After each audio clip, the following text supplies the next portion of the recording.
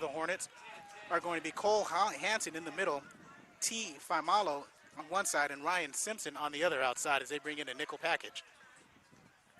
And that'll be Reggie Whitfield. And Asher Froh comes in now, Corey, as the far side defensive end. Jacob Beckler manning that offensive front for the Rustlers, and there's going to be some movement up front. And up front with Fullerton, you have 3 or 4 guys who can play 2 different positions on that defensive line. Kobe Mackey, the left guard, with the fall start. Corners for the Hornets, Jalen Brown. Jay Brown on the left side. Near side is going to be Xavier Steele. The safeties, Troy Lefridge and Kari Henley are the safeties. In that nickel package again, Reggie Whitfield. 3rd and 15. As the wind starts to pick up here on Rustler Field in beautiful Huntington Beach. Ball at the 18-yard line, and there's going to be a delay of game against the Rustlers. So this opening drive moving nowhere fast for Golden West. Corey, you look at that defense, one of the areas they're going to talk about that may not be as strong as is the past is that group of linebackers for the Hornets. So 3rd and 20 now. From the 17, here's Kalbacher rolling out, looking downfield for Ratzliff. Incomplete, nice coverage there by Xavier Steele. Another Golden West transfer. And it'll be a 4th down and 20 as Rustlers go 3 and out on the opening possession of 2018. Rahshaun, I got to ask you, there was a lot of grabbing going down that field, especially from Seal, and no flag on the play. No flag thrown. Looks like the official's going to let them play here early.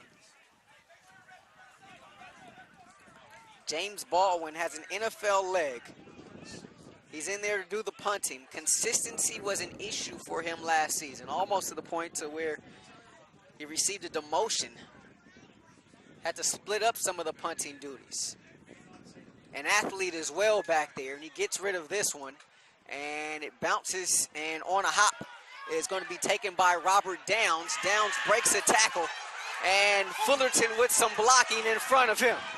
Downs cuts it back, tackled from behind, inside the 25-yard line, but there's a flag back at the 34.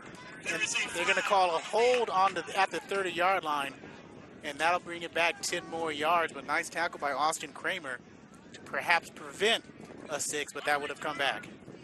Well, they're calling it a chop block is what they're going, below the knees. And that's one of the rules this year, Rahshaun, that the officials told me last week they're really going to reinforce is the blocks below the knees this year. So they call it against the Hornets. That's going to move it all the way back to the 46, and we want to welcome you from Fullerton College here on SportsNetUSA.net. That's right, new quarterbacks. Gresh Jensen's going to start out there. Out wide to left is going to be Tim Allen. In the slot on the left-hand side is going to be Robert Downs III, who just brought that back. In motion now is going Afonte Eckford back in the backfield. Goes from left to right. Jensen goes back, looks, Jensen can take off running, tucks it down, cuts it to 40, stays in the middle of the field, gets across the 40, and is finally mugged at about the 39-yard line. And a late flag is going to come in. It was thrown by the umpire, Charlie Chastain, who came in there late.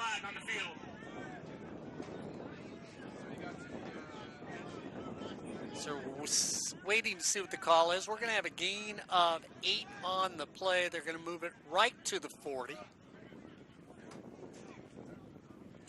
Waiting for the call. So it's a personal foul against the Hornets. Corey, one of the more penalized teams on the community college level, and it's a dead ball, so that's going to move it back after the end of the play.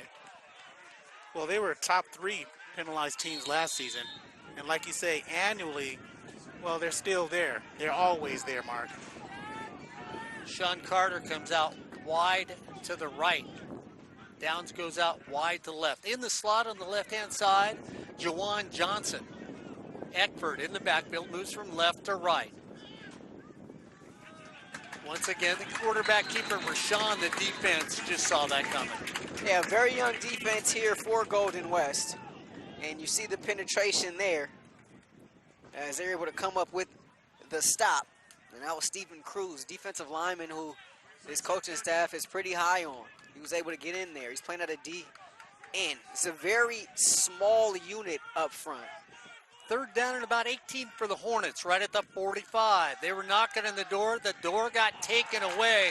They try to go on a little delay right there to Johnson and Rahshaun. Once again, the Rustlers are all over the play. Yeah, Roman Nuamata, the defensive tackle, looked like he got his big paw on that one and was able to bat it away. And so the Rustlers come up with a big stop here on third down. So Corey Lewis is now going to come in. Like I said, brand new players. This is a brand new team when you think about it after 2 national championships here on sportsnetusa.net.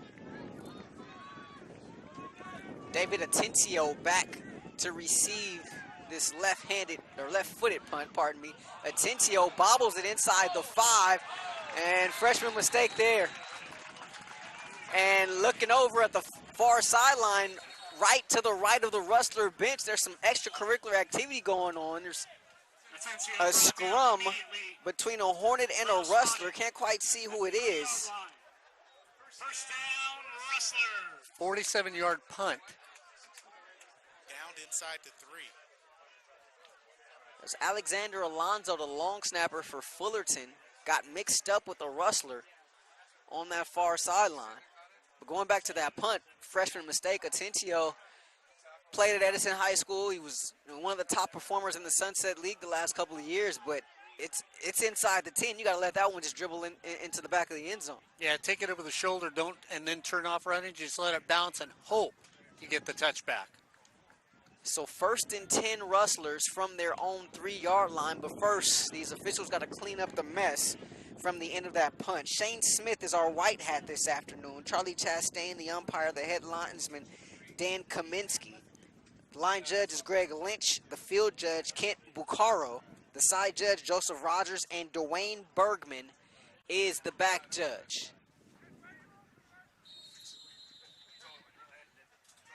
So I guess no penalties. Referees conferred, but no penalty. Kalbacher will throw it complete to the far sideline. That was Braylon Mouton, but there's a flag on the play in the end zone.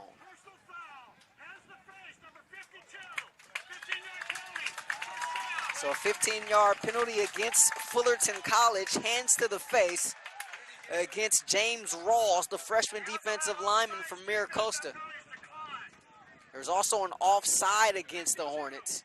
That one is declined by Golden West. So Rustlers buried deep in their own zone with a huge pickup here as the ball is going to be placed at the 33-yard line. So nice 30-yard pickup there with the reception and the penalty. First and 10 Rustlers from their own 33. Kalbacher looking, ball batted down and nearly picked off by Golden West, or by Fullerton, pardon me. That's a second for Joey Noble. He led the defensive line in batted balls last season with 6.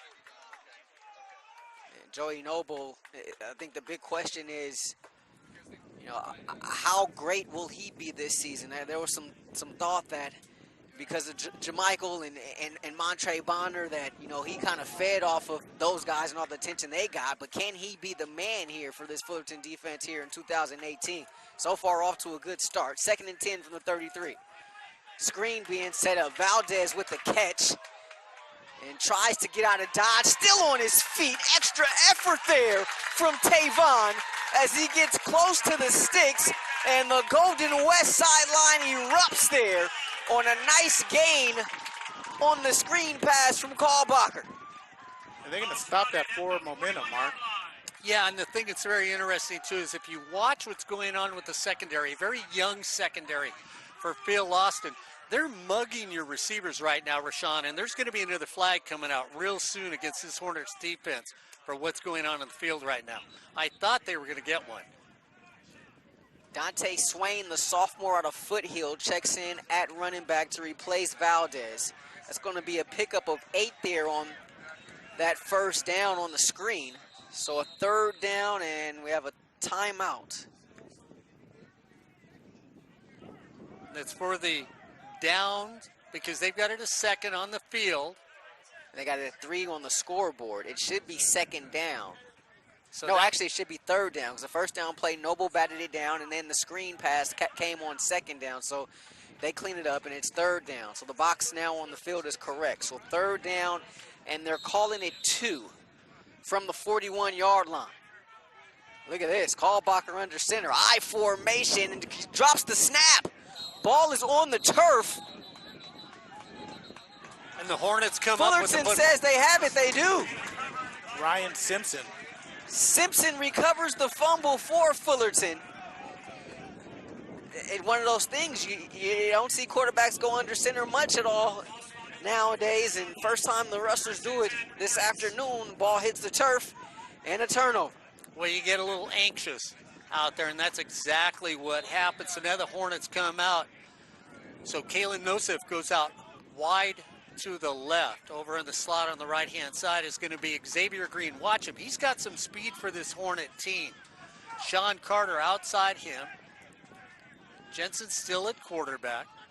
Now we move the big tackles. We get a little unbalanced line there. We'll see what happens. Jensen pump fakes, pulls it down, takes it over here in the flat, throws it to Green. Green down the field. Scott, I think, gets knocked out of bounds. And Green, we talked about him, Corey, having speed, gets knocked out of bounds at about the 25. It's a young defense for the Rustlers, but that's a sophomore there, Justin Parker, and he's got to make that tackle here on this near sideline.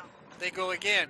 Same person, throw it out in the flat. That time they end up throwing it to Carter. Carter just switches places with Green. Same play, back to back. A little pickup, fast offense for the Hornets. Rustler defense up front, Stephen Cruz, Roman Niyamata, Jalen Harrington, and Austin Cooper will get that back 7 in a moment. Now out wide to left is going to be Houston. Outside with him is going to be Sean North in the slot on the left-hand side. Out wide to the right is going to be Johnson with Robert Downs the third in the slot. Eckford in the backfield. Jensen at quarterback, goes back. Robert Downs turns. Thrown over there they're going to give it a first down. So that's taken right there by Jawan Johnson. So they are moving the ball around to a variety of different receivers in this game. And they're just taking everything short. Rustlers are giving them the underneath stuff. Eckford takes it off, tries to go off center, cuts back, turns the corner.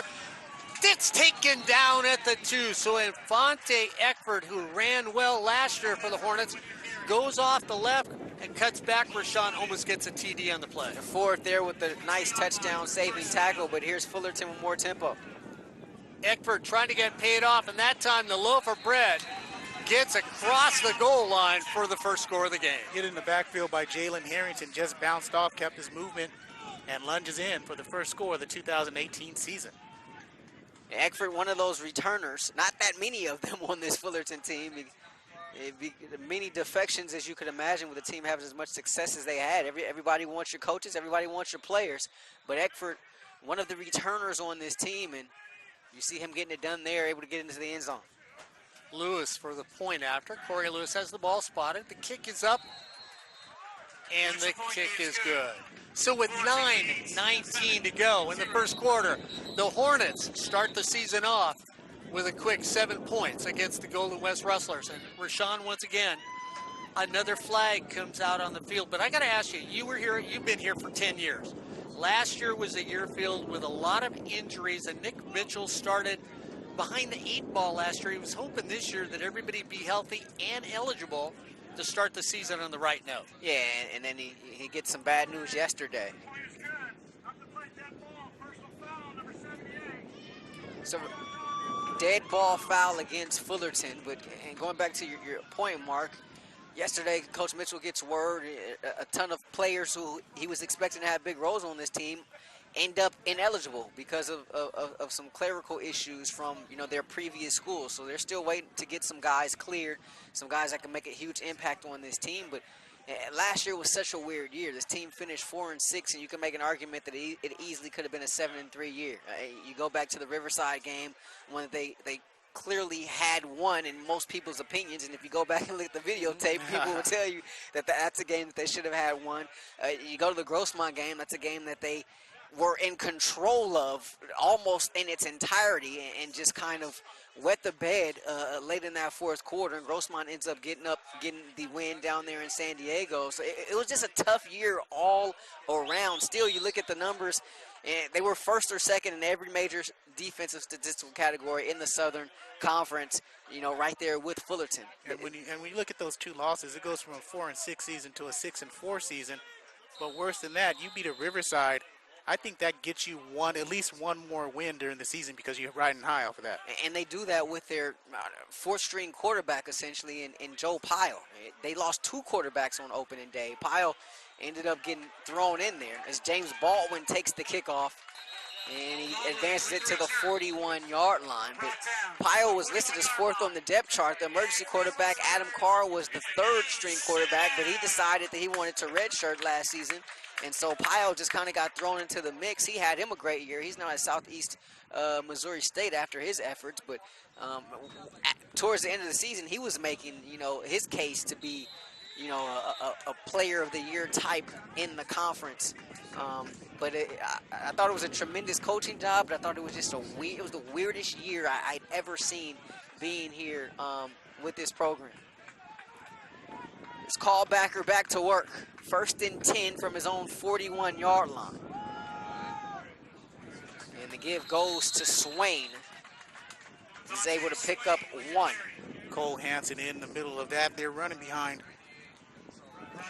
Genesis Olfa Galilo, Adrian Montez, Jacob Beckler, the leader of that offensive line, Spencer Blake, and Colby Mackey. Shola Allende, new cornerback on this near side for the Hornets, and Omar Gonzalez, the left tackle. 2nd and 9, Rustlers from their own 42-yard line. We're approaching 8.5 to play here in this first quarter. They go with the sweep. The defense is there, but a nice cutback by Swain to get it to the 45-yard line. So he picks up about 3 there and sets up a 3rd down and 6 as we inch closer to 8 minutes to play. This is an offensive line for the Rustlers. Seems like year in and year out, that's always a big question mark for this team. Jacob Beckler, as you mentioned, Corey, the leader of this unit, but he's a guy who got hurt opening day last year and had to miss the remainder of the season. Genesis Ofagalilo is a returner. That name may not sound familiar to you because last year he went by Genesis Kololo. So a change of name there for the right guard of the Rustlers. 3rd and 5 from the 46, Callbacher. Right side, nice catch and a nice reach for a 1st down there by Sashi Penn, the freshman out of Ashland, Oregon.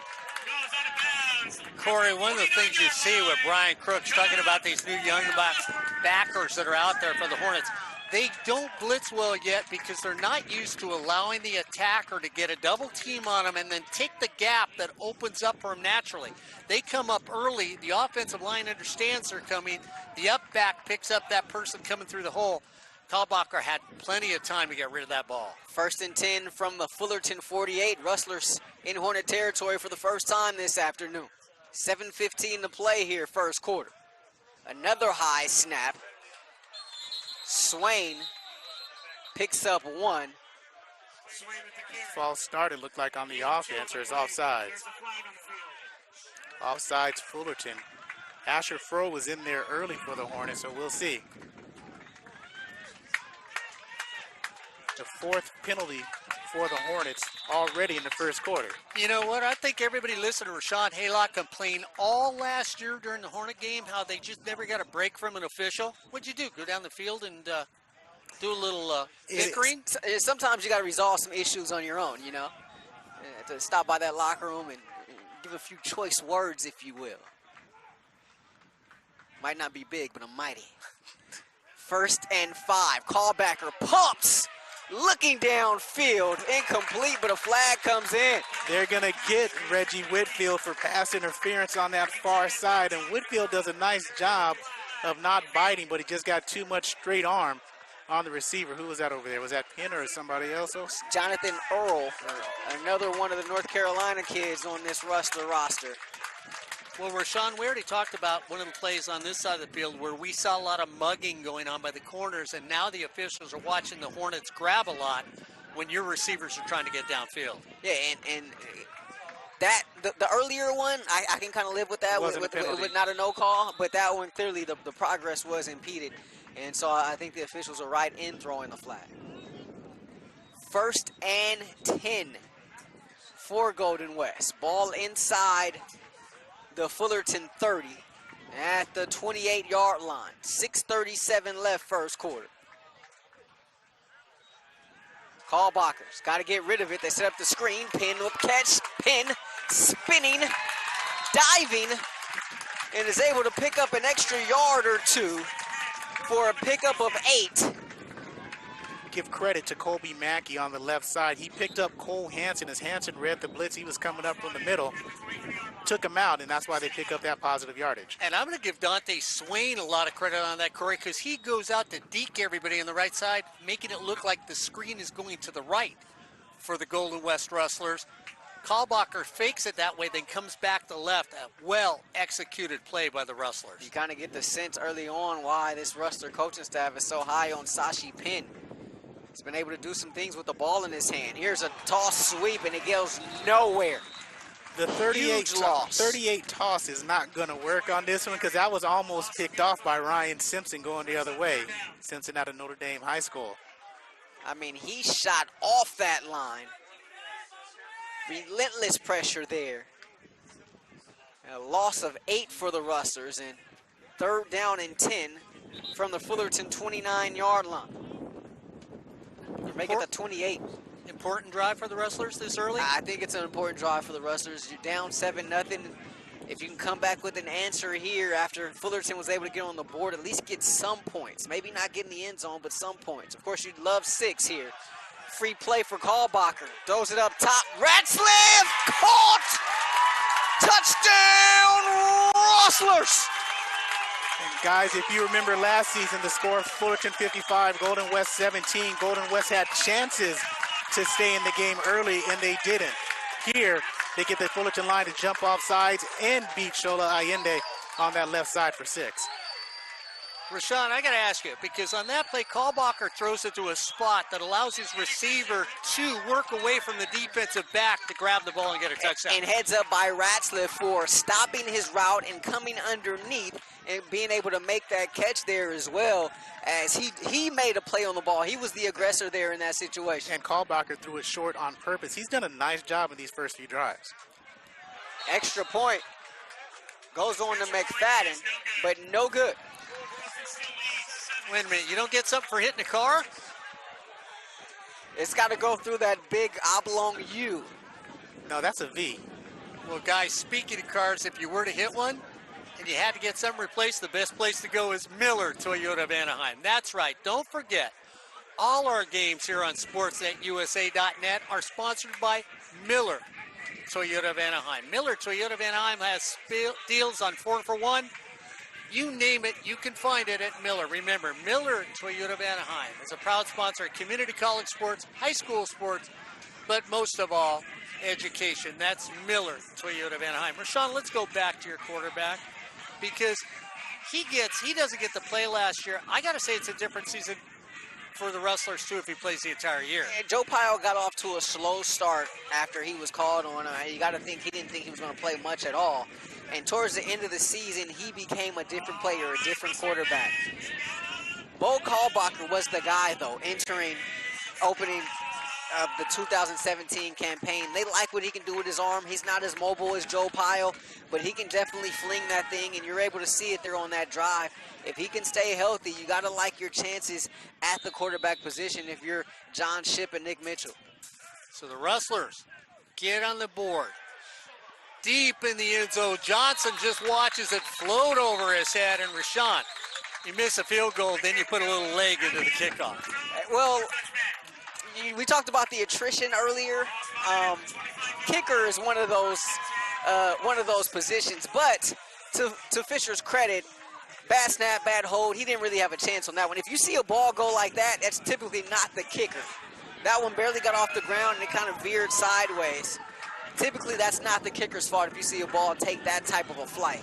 So Zach Smith is now in the game. Last year, well, it was Kane Wilson, Ladarius Skelton, Johnny Photo. Now Smith's in the game at quarterback for the Hornets. They're up by 1. Hands it off easily, taken there.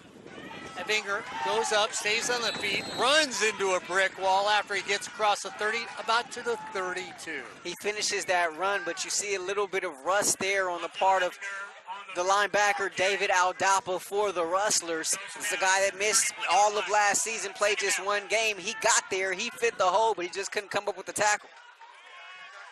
Smith goes out, looking to go deep, tries to go deep over here on the left-hand side to Nosif. And Nosif can't pull it in, Corey. That's Kalen Nosif.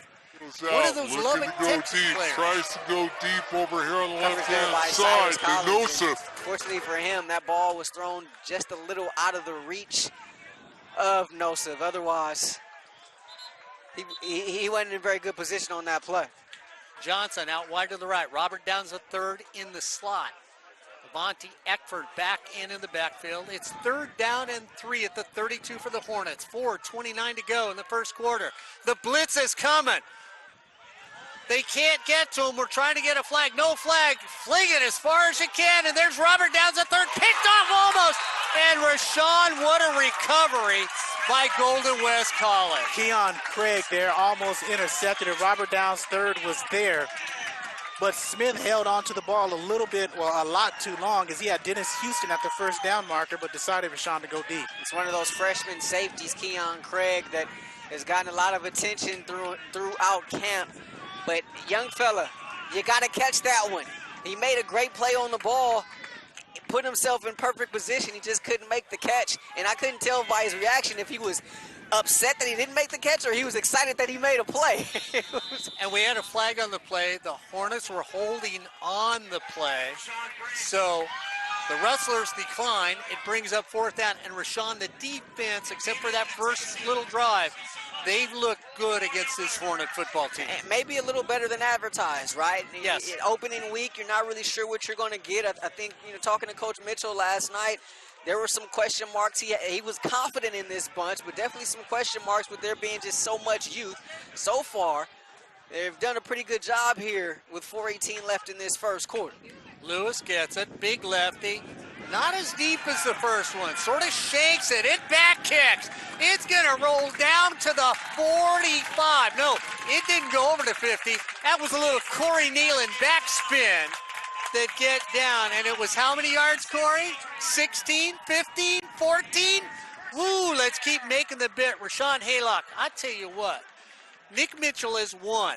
Like I said to Nick on the field, hey, your last 7 openers you won, and Nick sort of poo-pooed it to me, but I don't know, Nick said he got lucky. Come on, let's be realistic. And you know that wasn't the case. I think he was candid in the fact that he mentioned, last couple of years they played some lower division teams, during week one. But last couple of years, we're talking about 8 in a row. That's right. I'm with you, Mr. Neyland. The man can coach. Yes, I've been here long enough to know that. Swain cuts it back and is able to pick up 1. And also in the secondary, another little bit of a scuffle there. And you know why he can coach? His mama. Mrs. Mitch. Miss Mitch. Mrs. Mitch put those coaching genes in him. Want to say hello to Mrs. Mitch for the first time in 2018. Talked to Coach earlier today. He said that you would be listening and watching as you always do. So want to say hello to you for the first time, and hope your summer went well. As we enter fall and football, 2nd down and 9 for the Rustlers. 13 years Nick Mitchell is starting now, and we have been lucky enough to know him all those 13 years. Ball at the Fullerton 44. Swain fighting with no gain. First on the scene is James Rawls. Golden West is ranked 23 nationally in whatever you put into the preseason polls. 23. That's not bad after finishing 4 and 6, but you know he's always has talent. It's all about the depth. Depth is always an issue here, and with that, just a matter of being able to stay healthy.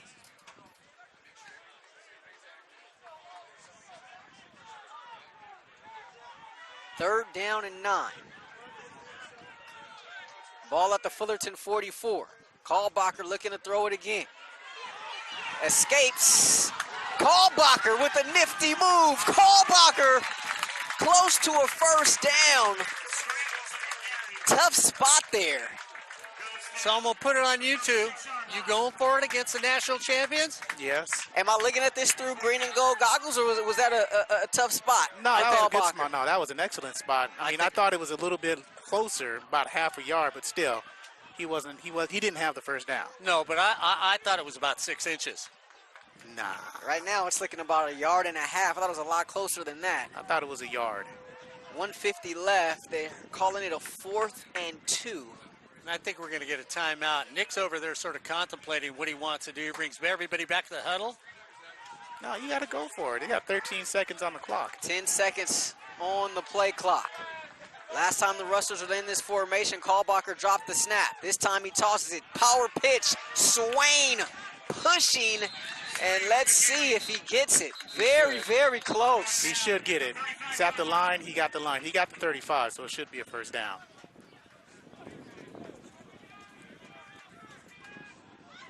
They gave him short of the line. Now that's a bad spot. Yeah, Rahshaun, that's a horrible spot. That's a horrible spot, because from where we're at, Corey, it looked like he was tilted. Yeah, it looked like he got to the line, and the football should be in the middle of the 35-yard line, not at the beginning of the 35-yard line. I agree. But he could have it by a nose if they tilt that just a little bit. I don't know. From that spot, it looks to be a little short, and I agree with you guys. I don't think he got a great spot. Then again, the play before that, I didn't think Kalbacher got a great spot. He didn't make it. Didn't get it. Turnover on downs. And like we said, the ball should have been in the middle of the 35. That's a first down. Wow. Ryan, was that a first down or no? Was that a first down? First down. Oh, Ryan's a homer. That's okay. Ryan Osborne that'll be out there for a little LA Valley. Can't hear anything. Has problems hooking up equipment. So we're not going to ask him again. So Fullerton takes over 1st and 10 at their own 35-yard line. I'm not making fun of anybody over that ever again. Jensen back in at quarterback. So Jensen comes back in at quarterback. 1st down and 10 at the 35. Jensen looks back, drops back. He's got some pressure. Big thrower. Throws it up. Fullerton 7, Golden West 6, as you're listening to SCFA football right here on SportsNetUSA.net. Rahshaun Haylock alongside Mark Pavlovich and Corey Neyland, the voices of Fullerton College Hornet football. Every time I say Fullerton College Hornet football, Mark Pavlovich makes me kiss his ring, both of them, because he's actually wearing the back-to-back national championship rings of the Hornets up here in the booth today. And I wish you guys at home could get a look at these beauties. My goodness.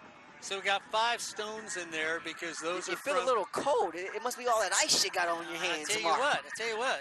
Hal Scherbeck, the 3 he won down the bottom, and then Tim Burns, the 2 at the top, and it really was fun. This is an excellent group of educators that are coaches at Fullerton College. They get a lot of out-of-state talent, Corey, to say the least. 75 out-of-state players. Yes, the community college language now is community means the whole U.S. and sometimes the world. Hey, Nick Mitchell's got 26 on this team from outside the state of California. So Nick's understood that, Rahshaun, those old days of going back.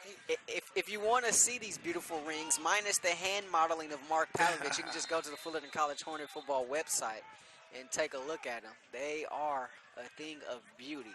Valdez lost 3 on that final play of the first quarter, so 2nd and 13. Kalbacher has a man. Sashi Penn inside the 10. Penn inside the 5.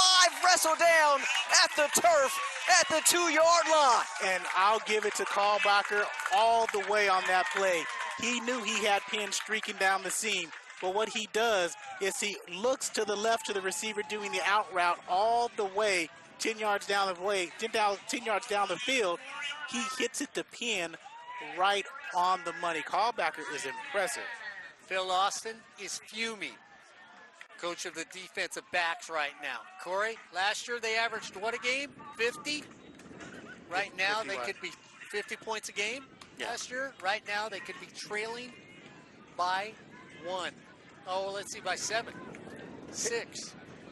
Pickup of 37 on the play. Valdez, the deep back, as Kalbacher goes under center. The toss. Valdez dancing. Valdez wrestled down to the turf, and it's going to be a loss of 1. That's not going to work. Gardner brings him down in the backfield. I put it in Kalbacher's hands right now. Let him make the play. Penn has been dynamic so far in his 3 receptions. You have to run, right, Corey? Because you can't just be one-dimensional against this Fullerton College defense. So you at least got to show the threat of the run. But I got to tell you right now, No, I mean, I'm going to throw. I'm going to throw to his arm. this offensive line of Golden West is they have their hands full with this Fullerton College unit. Throw that ball until you open up the run. Soften Fullerton up in that middle. There's another point to that, and I'll bring it up right after this play. 2nd and goal from the 5. And they don't get the play off in time. Delay a game. Kalbacher knows that's on him. So they're going to lose 5. The good news is you get a little extra breathing room as you get further and further into Hornet territory. But the bad news is first 2 plays since that 37-yard pickup have gone for negative. So 2nd and goal from the 10. Now, going back to your point, Corey, as far as throwing the ball, one thing about throwing the ball, you're going up against this high-power Fullerton College offensive unit or team in general. You throw the ball, you throw incompletions, that stops the clock. Yeah, but you're only down 1. Kalbacher, incomplete. Diving there was Ratzliff and unable to come up with it. 12:53 left in this second quarter. Rustlers down 7-6 here in this second quarter and trying to take the lead here. And if you want to catch up on all Fullerton action on Twitter, at RyOsborne22 and at Sportsnet USA and at Sportsnet USA Net. All the action for today's ball game. And Rahshaun? At R. Haylock on Twitter for Golden West News and Nuggets. 3rd and goal from the 10. Kalbacher steps up. Pin diving. Touchdown. Rustlers. Penn with a diving catch, but again, luckily there's no replay because he came off his feet to make the diving catch and he was out of the end zone unless his knee scraped. It didn't look like it, but nonetheless, Golden West scores a touchdown and they have their first lead against Fullerton College in 2 games at 12-7. Nonetheless, it's 6. Sashi Penn getting parallel with the turf here and makes that catch. After the play, the officials were conferring, but it was already ruled a touchdown. Rustlers up by 5, looking to make it 6. This time it's a good snap and a good hold, and the kick is good by Kenny Fisher. All those calls that they didn't get last year and some of the calls they didn't get against Fullerton, and you know, sometimes it comes back to you and you get a call. Hey, you take it when you get it. Bo Kalbacher with his 2nd touchdown pass of this first half. And the Rustlers have opened up a 6-point lead here against the reigning back-to-back national champion Fullerton College Hornets. Well, and here's the thing again that we've talked about. The defensive line is the stalwart right now defensively.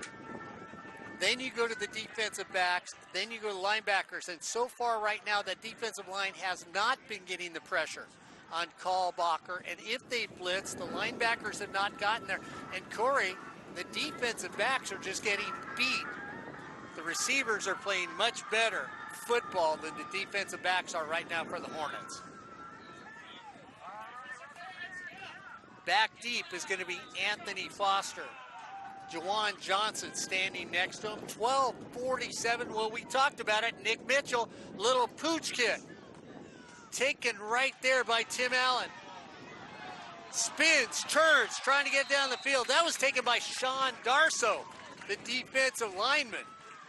So Darso takes it out of the air, gets it up on a little pooch kick all the way up to the 37. It's the Rustlers 13, the Hornets 7. You're watching Fullerton College and Golden West College Community College Football on Sportsnet, USA.net. So the Hornets come back out with Jensen at quarterback. Out wide to the left is going to be Jawan Johnson. Robert Downs III in the slot. Fonte Eckford goes in motion from left to right. They throw back in this direction, taken there by Johnson. Johnson gets nowhere. David Aldapa, the linebacker, we talked about him earlier, maybe showing a little bit of rust as he wasn't able to make that tackle in the hole, but this time in space, he's able to read that play. And Aldapa coming back from that ACL injury in 2017, looking sharp there. Jensen hands it off to Eckford, tries to turn the corner, steps out of a tackle. Fonte Eckford cuts back to the middle, across the 40, down to the 38. A great block on the left-hand side to seal the corner. And you see Fullerton trying to go tempo. That was Aldapa again. He had a chance, couldn't come up with the tackle. Jensen comes back up there, looking. Eckford sneaks out, going down middle of the field. Almost taken there by Johnson as Jawan Johnson lays out, and Jensen just misses him. So it's 2nd down and 10 for the Hornets at the 38 as they slow it down just a little. Now for the Hornets, out wide to the right is going to be Tim Allen. Robert Downs III goes out there with him. Inside Downs is going to be Johnson. All by himself on the left-hand side is Sean Carter. Eckford in the backfield. Jensen at quarterback. 2nd down and 10 at the 38. They hand it off. Halfback option.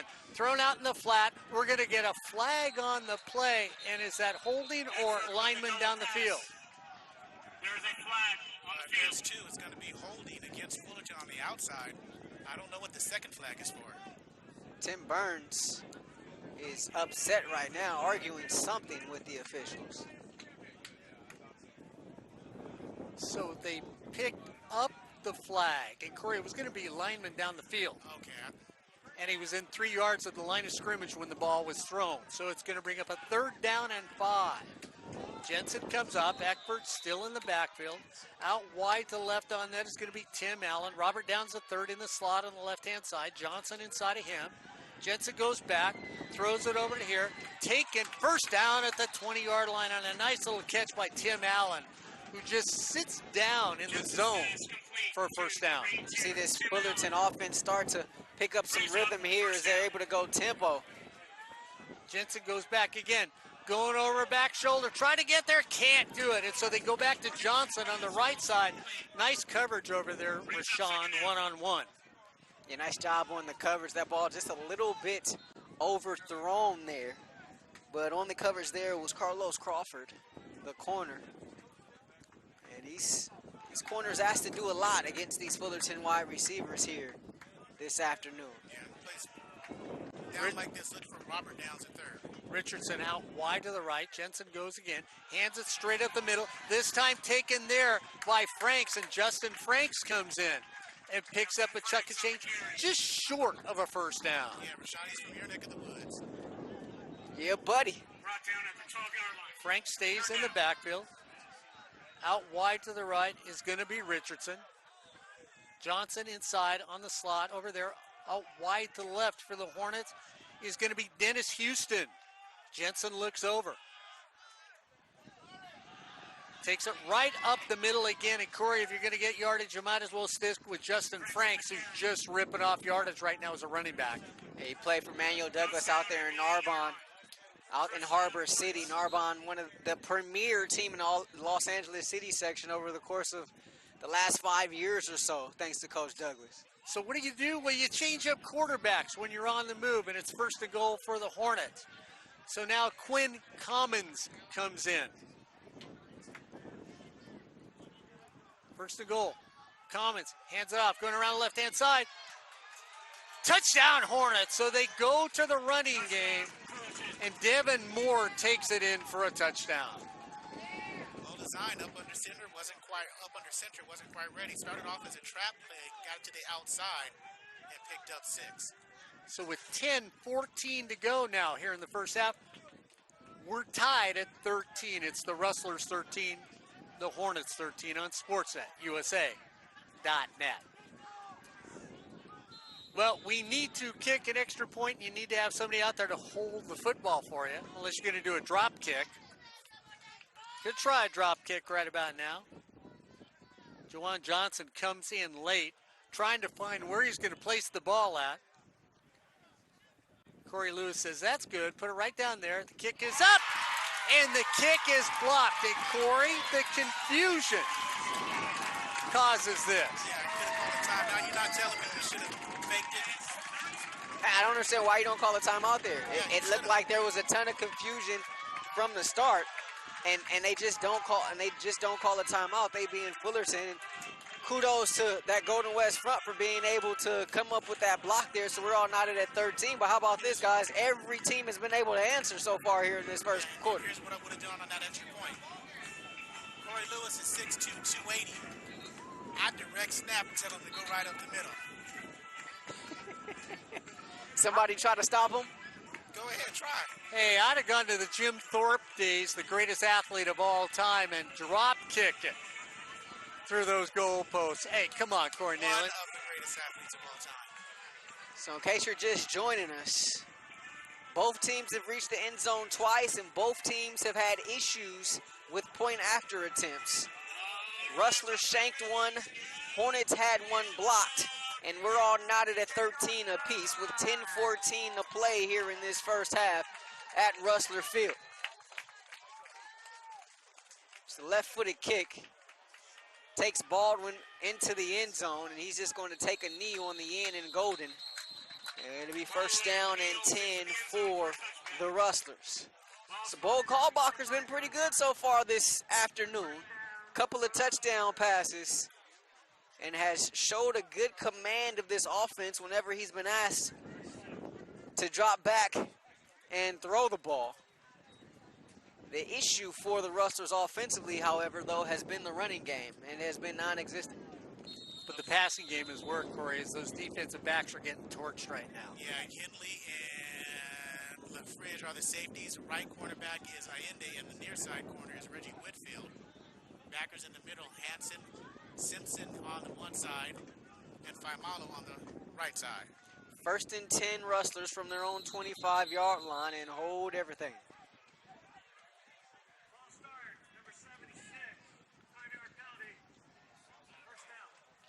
You're going to get Spencer Blake for the false start. Blake, the right tackle out of Los Alamitos. So first and 15 from the 20. And up front for the Hornets, left to right is Noble, Gonzalez, Rawls, and Fro.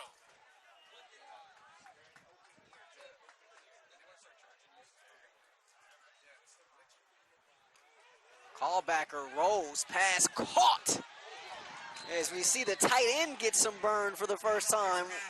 Robzel Sylvester, the freshman out of Fort Lauderdale, Plantation High School.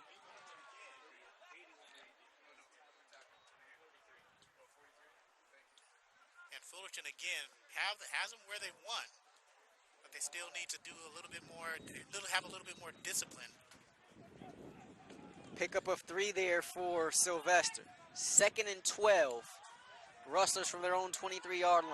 Approaching 9.5 to play here in this first half. Kalbacher near side, Mouton, his former West Texas A&M teammate. They connect as Mouton gets across the 30 and down at the 31-yard line. Pickup of 8 there, and a third down and 5. Hey, Corey, you watch Reggie Whitfield give so much room to the receiver that Kalbacher really has a space to throw into. You saw the first couple minutes of the ball game. Fullerton's secondary was up on the line of scrimmage playing bump and run. We're here in the middle of the second quarter, and they backed up 8 When the ball is snapped, they back up another 8 to make it easy for the Golden West receivers. 3rd and 4. Rustlers from their own 31. 2 on the play clock. Kalbacher. Incomplete. He was looking for a Tensio over the middle. Lefridge there on the coverage. And it's going to bring up a 4th down. So we're knotted at 13 with 8:36 to go. And I tell you, one of the things that we're looking at is that Robert Downs III, who had an opportunity earlier to do something, is back there now. He's going to stand at the 35-yard line. So the Hornets looking at getting great field position before the end of the first half. The Rustlers have played tough defense, to say the least, here against your Fullerton College Hornets. The snap, off the side of the foot. It's a Corey Neyland chip shot that just doesn't even make it to the sand as it just gets across midfield to the 49. And each team has done that twice this afternoon also. James Baldwin III, the book on him is he has an NFL leg. The knock on him is the consistency. And we saw this last year, and there's your first example of it here in 2018. Yeah, he's a guy who can really have a breakout season as a punter and really set himself apart from other players. But now you got to get that consistency, like you said. So they mark it at the 48 because of the sideline.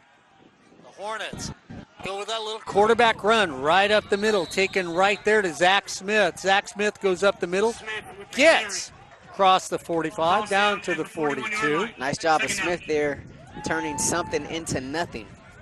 So Smith with Afonte Eckford in the backfield with him, has a 2nd down and 4. Rolls out, looks to find something. Smith's going to fling it last. Almost gets picked up, gets off the hands, and Robert Downs III. He should be in for a touchdown on a missed, easy pick by the Rustler, and Robert Downs III pulls it in for a touchdown. And fortunate, to say the least, on that 41-yard touchdown pass. I mean, the pick was there. Was it Justin Parker who had to go through his hands?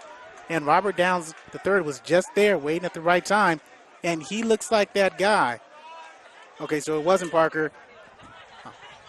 No, it was. I was just saying that's 2 today that the Rustlers that have dropped interceptions. You know what? And I thought Rahshaun Haylock was going to pass out on that one because Rahshaun, it was a poor throw to say the least. It was a misguided throw, and then I throw it right to the defensive back. A game of inches, right? I mean, he pulls that one down. Maybe he has a little bit of running room. If at the very least Rustlers take over offensively, instead it's 6 quick for Fullerton as it goes right through Parker's hands, and Fullerton back on top, 20-13. And Fullerton lost his slot receiver / punt returner, kick returner from last year, Justin Manyweather, who was simply dynamic. Yeah, he was. Who scored the game-winning touchdown in the championship game that wasn't called. But I digress. Robert Downs III is one of those guys that they talked about who could take over this year, and so far in the first half, he is. Well, and the thing is that you're going to both bring up, and you'll talk about, you make your own luck in any sport. I mean, doesn't get picked. Robert Downs III grabs it out of the air, being aware enough, and then Corey, he goes to the far side of the field for a touchdown. Hornets up by 7, 7:53 to go. Rahshaun. You guys remember that play. That could be a game-changing play right there. Here's James Baldwin. Takes it at the 1. And Baldwin hit before he can even get to the 20, down at the 16-yard line. That can be, that last touchdown for Fullerton can be a momentum booster for them, and it could also be a deflating moment for the Rustlers. You consider how well they played, and it's almost like you did just about everything right there, and you give up 6. So you see it'll be interesting to see what the recurring effects of that play are as we continue here. Right now, Callbacker and company will try to find an answer. Yeah, and Corey, I'm going to go back to throwing the ball deep. I'm not going to dink it because you say no. You're going to go with a dink pass? A couple, yeah. Okay. We'll see what Nick Mitchell and his staff decide to do. Rahshaun, they're only down by 7 with 7:48 to go.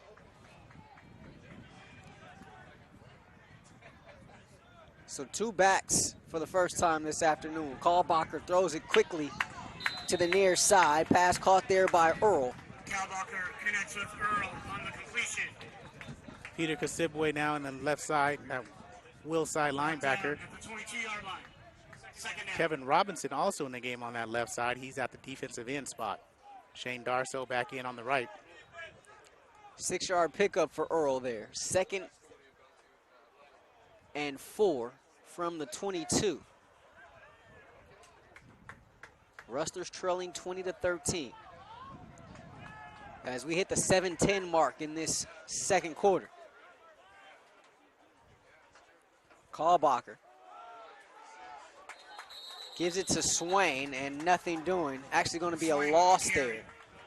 Loss of 3 for Swain. And you understand why they want to keep running the ball to keep him honest, like he said, but I don't know. I don't think you have that time. You want to try to get at least in scoring position for 3, but you still dink and dunk and then take your shot. Well, what I don't understand, too, is that you had Cole Hansen, the linebacker, taking on the back, coming out of the backfield one-on-one.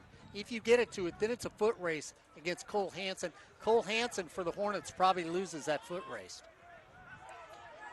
3rd and 7 from the 20. Kalbacher rolling this time. Atencio with his first collegiate grab. He gets close to the sticks, but he's going to be about a yard shy. Brings up a 4th down. Whitfield, nice, sure tackle, and you got to kick it away. But Whitfield, they had the play they wanted, just didn't get to the first down marker, and that spot was short of where the ball actually landed. They were still inches short, but now 4th and inches rather than a 4th and, or excuse me, rather than a 4th and 1, they could have had a 4th and inches. Robert Downs, the 3rd back. This is where you watch out, because as a punter, you try to get that perfect punt away, and it just is that one that a return artist can take it back. Off the side of the foot with a lot of backspin. Robert Downs, the 3rd, comes in on the dead run with a fair catch and takes it at the 38. And Rahshaun, I thought, oh my goodness, talk about mistakes. Because if that bounces off his knee, it's going straight to Golden West. Dangerous play there for Downs. You don't need that in that situation, right? I mean, you already got the win with Baldwin shaking it off of his foot. It was unnecessary. I like it. There's more harm that could be done on that play than good. I would be contrary to you guys. I liked it because it bounces at the 40-yard line. What if it takes that Rustler bounce? True. You better be sure-handed, as he was there. Jensen gives it to Fonte Eckford. Fonte Eckford turns the corner on the right-hand side, gets over there, leaps for the sideline, gain of 9 on the play. And they missed a false start on James Stanton, the left guard on the Hornets. So they take it all the way down. It's going to be 2nd down and 1. Chris Jensen hands it off, and Fonte Eckford takes it again right up the middle, breaks through the hole, shreds the defense for a gain of 8. Running attack starting to emerge for the Hornets. Yeah, and you saw Fonte Eckford do that exact same play against Moore Park last year and take off for a 50-yard score. We get stoppage on the play. The chains weren't set up yet. That tempo was moving just a little too quick for the Hornets. But you see Fullerton right now starting to impose its will on this Golden West team. And some of it's self-inflicted with the Baldwin miscues on the punts. Probably the worst thing that could happen in that situation for the Rustlers, giving this Hornet team another short field. Get a little flag. We'll see who that's against. We're going to get, I think, motion against the Hornets on this. Offsides against the Rustlers.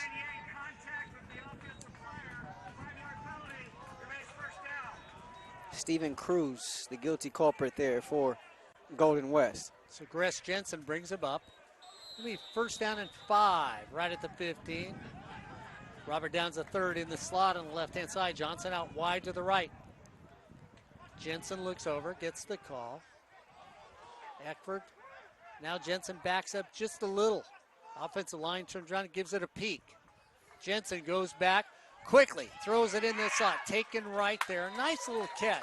So they're going to get a gain for a first down. We get a flag on the play. So offensive line is going to move it back, Corey, as we get TJ Sturmett. So move that back. So the Hornets all the way back to the 29. Jensen looks over the sidelines. So out wide to the left is going to be Tim Allen. In the slot next to him, Robert Downs III. Juwan Johnson just inside Downs on the left-hand side. All by himself, Xavier Green out wide to the right. First down and 20 at the 30-yard line. Jensen looks over, goes back, getting protection, flips it over there. Nice tackle, Rahshaun, after a 5-yard gain. Yeah, big time hit there in space by Justin Parker. And they're playing a 2-deep zone, and Fullerton has no choice but to take that underneath route. And that's been the case most of the afternoon. The Rustlers have been willing to give Fullerton that underneath stuff. You just don't want to get beat over the top. North and Houston now out wide to the right. Jensen looks over in their direction, comes back. Pump fakes across the middle. Right there, Robert Downs III. He is becoming the showcase receiver in this game. What a catch. Are you kidding me? You had Marcus Grossman for the last 2 years to be that go-to guy when you needed a play, and Robert Downs III, he stepped up. He told us last year that he was just biding his time and waiting to be the man. Jensen looks over. Eckford's still in the backfield. Shotgun formation for the Hornets. North and Houston out wide to the right. Robert Downs III in the slot. Outside of him on the left-hand side is Juwan Johnson. Eckford now goes from right to left.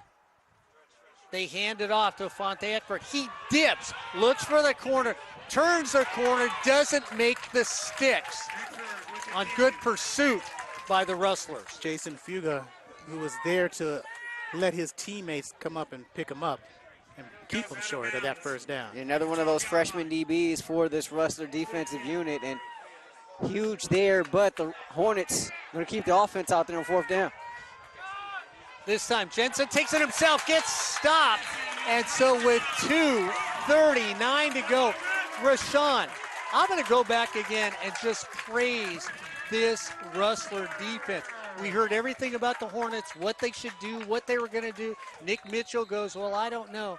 And really, when you think about it, it is that defense that has kept you in this game. Huge stop there. We were just talking about the residual effects that Downs touchdown could have had. Rustlers short field, backed up, on fourth down, come up with a huge stop there when this easily could have been a two-possession game had the Hornets elected to kick it. Tim Burns instead elects to go for it on fourth down. Rustler defense steps up and comes up with a huge stop there as they find themselves down by just 7 with 2:39 left in this first half.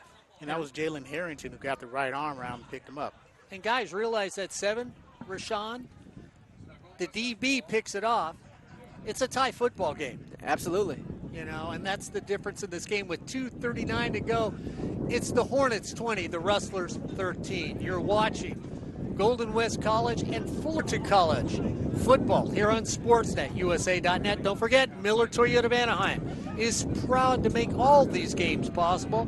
Euclid in the 91 looking for that newer used Toyota, or maybe you just need parts, or in some cases, maybe you need to get 4 new tires for that Toyota so you can go down to Southwest College in a couple weeks here on Sportsnet, USA.net. And if you're Perry Webster, you got us back up. Good to hear from you. Let Phil Thurman know when the Fullerton Classic is, and we're going to be out there hopefully for all the games this year. Justin Parker being helped off the field. He was the injured Rustler down. He's able to walk off under his own strength. And a big hug to Coach Mitchell from Austin Kramer, the freshman defensive back out of Central Point, Oregon, as he walks off the field. But just a huge stop there by the Rustlers defensively. That cannot be understated because this thing looked like it was getting ready to tilt heavily in favor of Fullerton. Last year, Fullerton averaged 556 yards per game. That was tops in the state, 54 points. 54 points a game. Which was also tops in the state. And you had Golden West, 419. Everybody gets a lot of yards at community college, but it's what you do with those yards. Fullerton scored those touchdowns. Golden West, they were staying in games. Kalbacher with 4 wide, 1 back. That's Swain back there.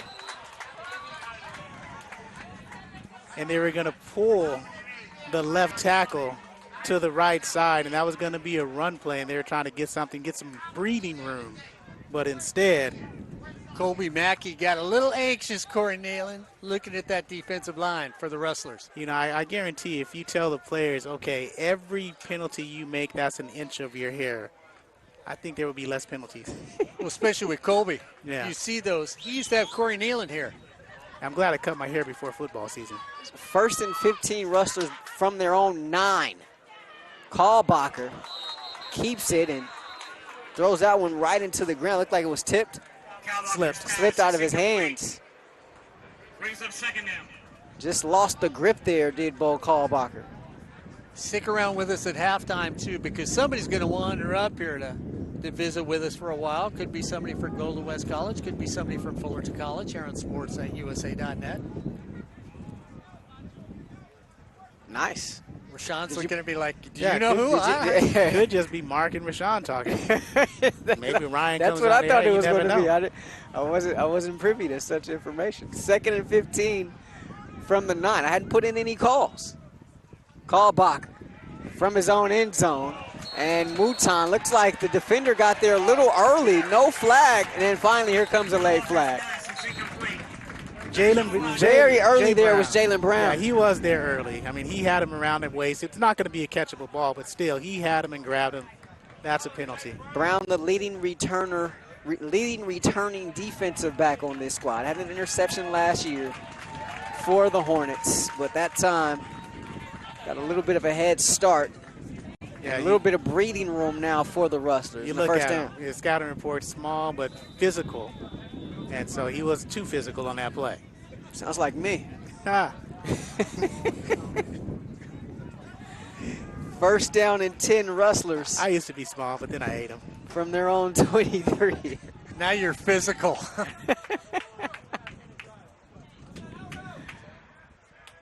Kalbacher with 1 back. Looking, ball tipped. And nice job there once again. It looked like it's Joey Noble one more time. Yeah, Corey Neyland. He's 3rd pass defense so far this afternoon. He's getting his paws on a lot of balls here.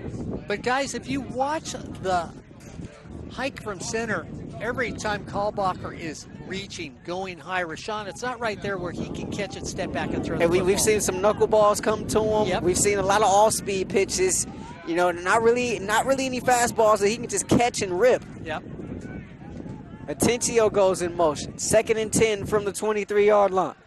Another high snap. Nice throw in the slot. Sashi Penn taking a big hit and gets up and says 1st down. Penn, 4 receptions, over 75 yards already in the first half, and that's the play that's been open for Golden West.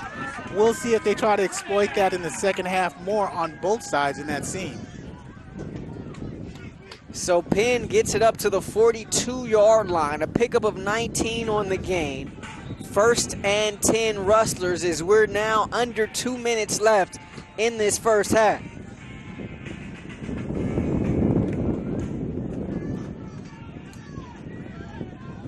Almost a breath of fresh air. Rustlers huddling. We've seen some under the snap, or under the center snaps from Kalbacher. That time off the gun, and that time to Ratzliff, who catches it. Both feet in bounds, gets out of bounds at midfield. A pickup of 8 and a 2nd down and 2 for the Rustlers. And Mark, you see what that softening of the corners did in that first quarter? Now you have the opportunity to have a 2-minute drill and matriculate yourself down the field. Well, and you see the pressure's not getting there, and if the pressure's coming, Kalbacher's getting rid of the ball fast, Rahshaun. He's not holding on to it. Finds an open receiver and flings it. Yeah, he's got a quick release. He does, and amazing how quickly he's able to get the ball out of there, especially considering how long it's taken the ball to get to him. Yeah, I'm going to tell you. Slow motion centers. 2nd and 2 from midfield. Kalbacher's got to get rid of it. Does. Finds Mouton. Cuts it inside. Loses his footing. But gets up to the 40-yard line. 10-yard pickup. And another first down for the Rustlers. 1:31 left in the half. And what Mouton does is he runs into the reception, and while he's running, he's still eyes on the ball and cutting upfield.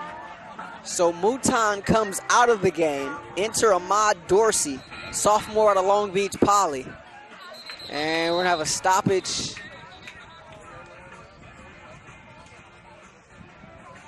And Rahshaun, I'm going to go back to Kalbacher as they're going to make the receiver go out. Dorsey just came on. They make him leave the game. It may be because he doesn't have knee pads. That's another rule this year too, Corey, that receivers should have knee pads out there. So Earl in to replace him, who was in to replace Mouton. Here's Earl.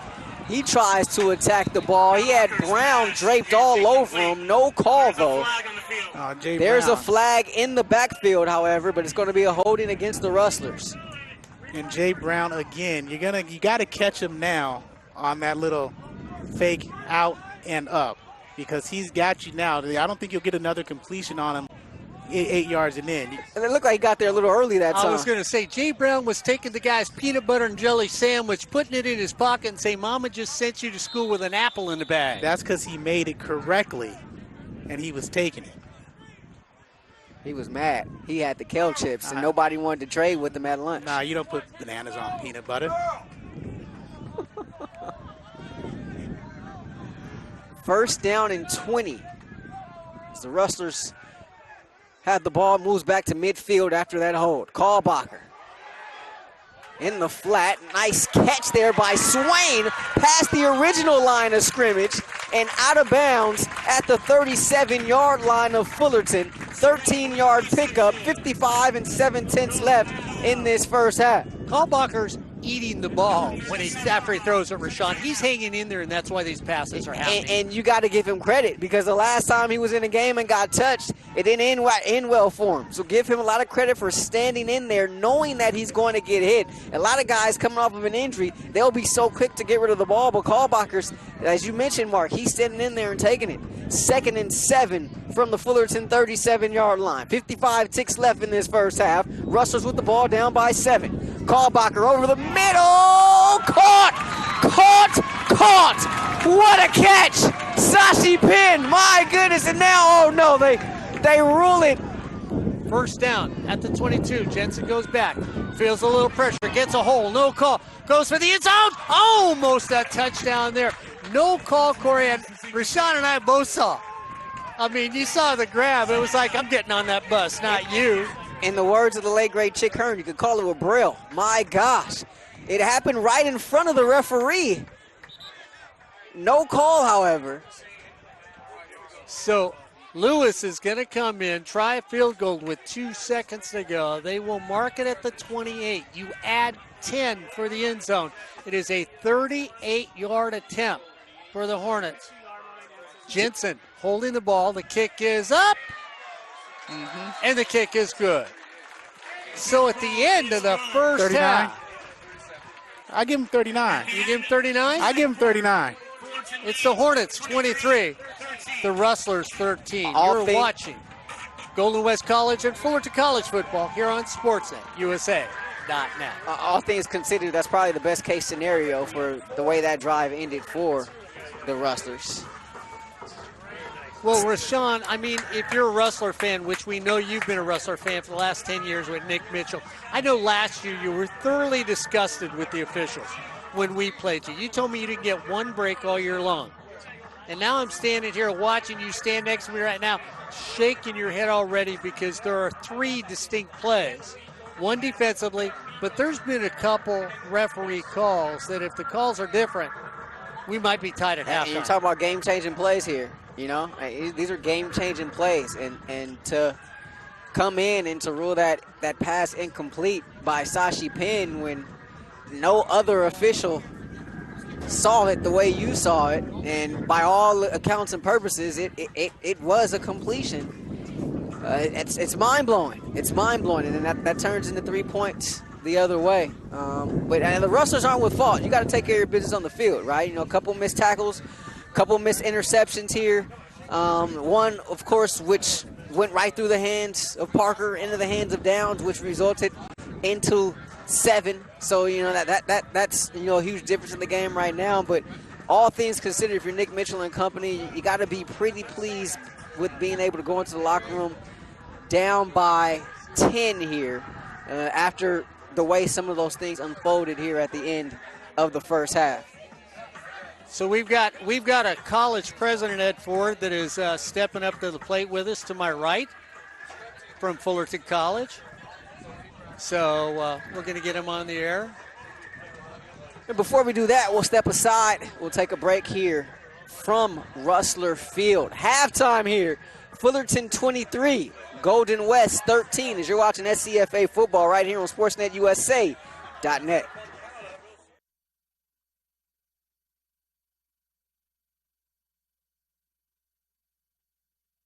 Fullerton College football here on SportsNetUSA.net. It's the season opener for both teams, and we're here at Golden West College, so that's why I have the president of Fullerton College standing next to me here on SportsNetUSA.net, Greg Schultz. It's always a pleasure to have him.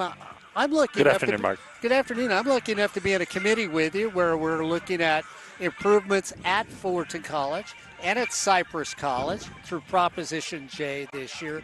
Greg, you ended up telling me, and Greg and I talk all the time here at sports.usa.net, this year, Fullerton College, we've got enrolled 22,000 students? We do. As of last week, we just completed our second week of this fall semester. Our enrollment is at 22,690 students for this fall. So for Fullerton College, and I know you would know this, when you think about all the community colleges, yes. I mean, are we the largest mobile students live all over the area college where we get the student that is maybe that residence of the city of Fullerton? We're one of the largest in the state. There's no doubt about it. There's 114 community colleges in the system in California. Fullerton College is one of the largest. As you know, we don't have dormitories, on-campus housing. So our students come from the city of Fullerton, Anaheim, Brea, all the surrounding cities in the county. And we have some students who attend from Inland Empire, Los Angeles County, and they're all welcome to get a Hornet education. We're proud to serve them. Close to 23,000 students this fall. You know what I'm really excited about is I got called in. I was talking to the people at CTE, their certificate program. I'm going to help them do a little marketing. I come from the old days, 1969, where you looked at community college really being a vocational school, not just to get you to that 4-year degree. And I walked in there, we were talking, and they laid down the flyer to me and showed me the amount of certificates that you now have at Fullerton College. I just think it's amazing what you're doing. I almost feel like you're sort of answering those people that don't want that 4-year college degree but need to find a new home or a new job. Well, whether students realize it or not, every program they might enter is a pathway to a career. So we talk a lot about career education. Some of the traditional programs you're thinking of, the career technical education, we've got a really proud tradition at Fullerton College, and we're expanding those types of programs. How about drone technology? That's one of our newest programs. Thanks to leadership Jay Seidel, yes, in media studies. So a lot of exciting things happening, and we've got a lot of support from the state system with a new initiative called Strong Workforce Initiative. And so it's aimed at helping local community colleges strengthen that part of their curriculum and programming. So in talking about doing that, Greg, and 22,000 students, what are the plans? Because it's not that Fullerton's ever going to get any smaller. You're going to have more students that are going to want to come there. So what are the plans for Fullerton College to accommodate maybe another 4,000 students that would like to attend there? Well, we've got plans in place to build a new instructional building. It would be towards the center of the campus. Right now, if you picture where the baseball field is and the 1200 building, 1400 social science, that's the footprint for what will be a 3-story instructional building, primarily home to English, literature, the humanities, foreign language. And then, of course, the question about parking. There's a couple things we're doing, and we did something this fall which is pretty exciting, and we think it's working really well based on what the students tell us and what we're observing. And that is we entered into a short-term lease just up the street on Chapman and Raymond. There's a parking lot. It added 140 spaces like that. And we've arranged for a shuttle service, and so students can, no waiting, park there, come up and back to the campus. It's easy. Our goal is we'd like to reduce the cars. So we're doing other things with OCTA, encouraging bike ridership and things like this. But as we do that, we're also trying to strategically make use of local parking, either partnering with the city. We've got a good partnership for the Plummer parking structure. And this new lot we're leasing, we don't want our students parking in the neighborhoods. We do a lot of messaging with our students. We want to be good neighbors. But this new lot's really popular. I've visited, in the first 2 weeks, I got to visit about, over 40 classes easily. Okay. And we talk about a number of things with the students, and they were telling me, oh my gosh, thank you for the parking lot. It really helps. As you know, too, through our Measure J plans, there's a number of projects that Fullerton College would have in place. And one of them is a multi-level parking structure. Right. So that's a few years away before we break ground on that. But that's in the future, too. Okay. So that, coupled with really strategic partnerships with the city of Fullerton, we think we can handle the parking. And, we don't want students parking in residential areas. That's what we don't want. You know, and I'm going to stray a little away from that because you were nice enough when you were at the practice the other day and said, hey, Mark, if you're on campus when you're doing the Golden West College game, they have a new president. Gee, I'll see if I can get him up. But here's my question. Second-year president at Fullerton College. Expansion. Fourth year? Beginning my fourth year. Beginning my fourth year. God, it feels like Time it's flies. only been a couple of years. Yeah. My question is to you, somebody who's been there for 4 years, when you meet a new administrator like here at Golden West College, do you work hand in hand with them? I know we're not associated really with Golden West College, but as you as an administrator, do you come down and say, hey, here were my pitfalls, this is what I ran into, this is what you may want to look for? We do. What can I do for you to help you? We do. And Dr. McGrath, I'll tell you, Tim McGrath, he's the new president. I was excited as soon as I heard the news. I got to meet Dr. McGrath because he's been a vice president at Mesa College in the San Diego area. He's very student-centered. The campus is excited. I talked with several of the staff today from Golden West. They're excited to greet him and welcome him. He was really regretting that he couldn't join us today and join me today. He had a previous family engagement in San Diego, but he'll be at other games. But I was texting him saying, hey, let's go. Let's meet up at the field. But we do. We meet and we compare, what we're learning. The sort of the community of community college presidents is a tight kind of family-like community, and so we share best practices with each other and what we're learning. Just about 2 weeks ago, he and I were together with my colleague Joanna Schilling at Cypress College and some other Orange County presidents at the house of Dr. Fran Verge. He's the new Cal State Fullerton president. All right. And he's really opened up his home and his doors to us.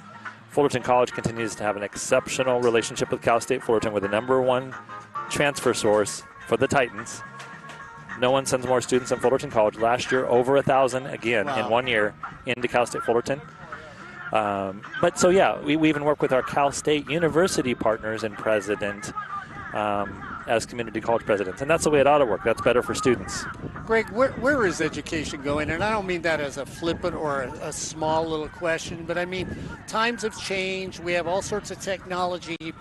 People that think today, the young people, aren't what you and I were as kids. Different ideology, different dreams. So, I mean, what do you listen to as college presidents on where the young people see education should go, and how are you going to help them get there? Well, we listen to a few strategic partners. One is the students and their families. To that end, we have really good relationships with our local K-12 districts and high school districts. At Fullerton College, we've got 4 dual enrollment partnerships with Anaheim High School District, Fullerton High School District, Placentia, Yorba Linda, and Brea. What that means is, in partnership with those high schools, juniors and seniors have an opportunity to take a Fullerton College class at their own high school after school. So it gets them going. It teaches them that, hey, I'm college material, I can do it. And by the time they graduate from high school, they might have anywhere between 1 and 6 units completed. So through that work, we get a chance to listen with students and families, but also we listen closely with the North Orange County Chamber of Commerce and business leaders and, all of our career technical education programs you mentioned. We have established advisory groups. And what that does is, I'm going to one next week for the business division. And so we get a chance to side by side with business leaders, company owners, and we share with them, here's some new curriculum we're thinking about. What are your ideas? What do you see? how have the Fullerton College students been that have come to work for you? Are there things that you would recommend we think about in our curriculum, our coursework? So we continue to evolve, and we need good partners. We've got really bright faculty and staff, and even though that is so, we really rely on partners in business and industry and in our K-12 system to be as nimble and responsive as possible to help prepare students for the future. The thing that's amazing, too, is people look at somebody like you, the president of a college, and they look at that title, and they keep forgetting, well, maybe Greg's got a family, he's got children at home, so he looks at education like everybody else. That's just as the president of Fullerton College, but as a dad who's got children at home that who knows where they may go to school next when they get to that stage. Right. Which is pretty well, interesting. I've got a senior in high school, and he might be a Hornet next year. There we go. Don't no forget, pressure. The man standing next to me was a Hornet from Fullerton College. As my wife. As his wife. Went to Cal State Fullerton, and then went up to L.A. to get his graduate degree. Greg, thank you once again for visiting with me. It's always a pleasure to do everything with you. It really is. Thank you, enjoy Mark. being around we appreciate you and your team. You guys are outstanding. Thank you very much. And if you've got any questions, and I've told all the students that I've met, open door policy at Fullerton College here on sports@usa.net. You need to talk to the president of your school. Go knock on the door. You'll be there for any student that knocks on your door. Absolutely. There it is. Once a Hornet, always a Hornet. Greg, enjoy the second half as the Hornets are up by 10 with 4:59 to go. It's the Hornets 23, the Rustlers 13 here on Sportsnet, USA.net. Welcome back to Rustler Field as both teams have begun to make their way out of the locker room. Special thanks to Mark Pavlovich, our halftime guest. Greg Scholes, president. Greg Scholes, the president of Fullerton College. Rustlers, Golden West has a new school president as well, and he's going to be on the air with you a few times this year. we hope to talk to him at some point this season. 23-13 our score. Okay, Rahshaun, I would just say it blunt out. You're a Rustler fan? You been wazooed? Or is it the team that just hasn't stepped up to the plate? I think it's a little bit of both. I don't want to say they haven't stepped up, because I think they played a really good half of football. A couple missed calls, didn't go their way, but that's football. You never want to blame the officials, for things that happen. I know, especially going back to my coaching days, there was never a time where I was going to blame or going to allow my players to, use that as an excuse. So it's a little bit of adversity. You got to fight through it. You got to fight through some of the miscues. But more importantly, you got to make plays. You got to do your part, right? The big thing now, everybody, talks about Bill Belichick and the Patriots and everything, because they always have this thing about do your job. Right now, everybody's talking about DYJ, do your job, right? So if you're the Rustlers, you have to essentially you got to do your job. You got to make tackles. You got to make plays. You got to be sound fundamentally. And first things first, you got to come up with a huge stop here. Fullerton deferred, so that means they put up 3 at the end of the first half, and they're going to get the ball first here in this second half. And so big defensive possession here for Golden West. Rashawn's got stats in front of him, so he'll let you know what some of the players have done today. Bo Callbacher, 14 of 22, 188 yards, 2 touchdowns in that first half. Greg Jensen, the leading passer for Fullerton, 8 of 14, 39 yards. But Zach Smith was 1 of 3 with the touchdown, and he has 41 yards. Justin Franks, 30 rushing yards. Not much rushing for the Rustlers at all. They've totaled minus 9 yards as a team in that first half. Taken by Foster. Foster comes up, cuts the middle of the field, stays on his feet, cuts the outside. He's at the 30. He's at the 40. Look at the Deke at the 50. Outruns the kicker at the 40. It's a foot race. 30, 20 gets taken down by the kicker himself. The 15 and 85-yard return. Unbelievable effort there by Fisher, the kicker. I mean, he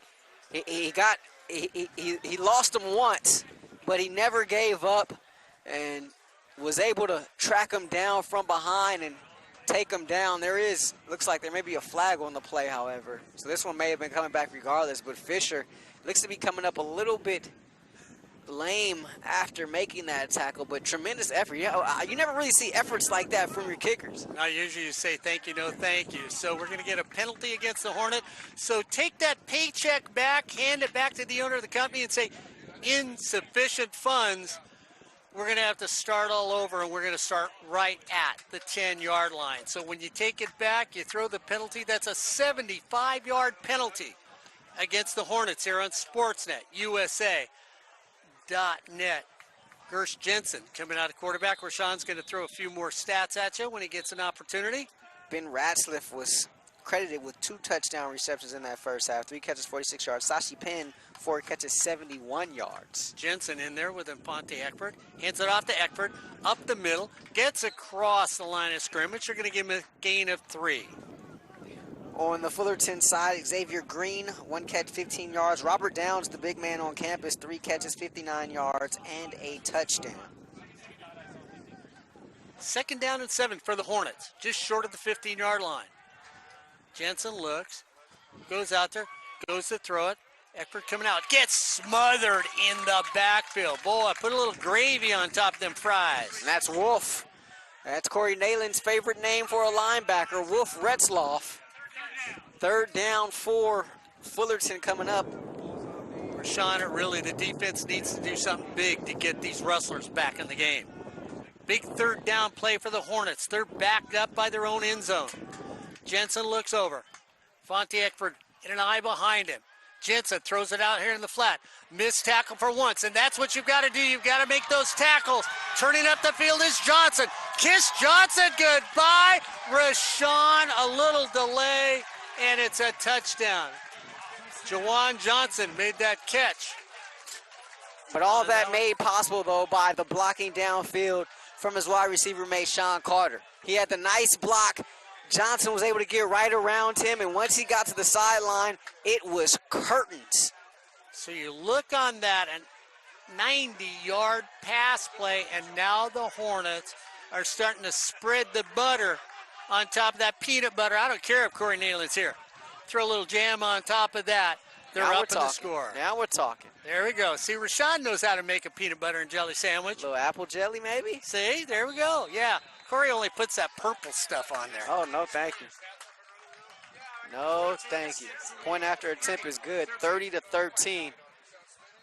The score here is Fullerton has opened things up. This game was once tied at 13 apiece, but 17 unanswered from the Hornets.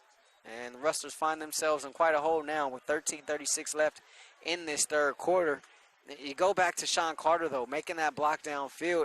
Those are championship plays, right? Those are winning plays. People at home may not notice that stuff. People in the stands may not notice that stuff. But I guarantee you, when this team turns on the film, when they watch film on Monday and they go back and look at this game tape, that young man's going to get applauded by not only all of his teammates, but every single coach on the staff for that nice play that he was able to make. And you got to do that if you're going to win games. Well, you heard it last year when they won their 2nd national championship. All the receivers loved the block, and that's one of the rules. I'll throw you the football, but you better block, too, if you're not catching the football. So a big touchdown for the Hornets to start off the 2nd half, and now we'll find out what the Rustlers can do to dig themselves out of the hole.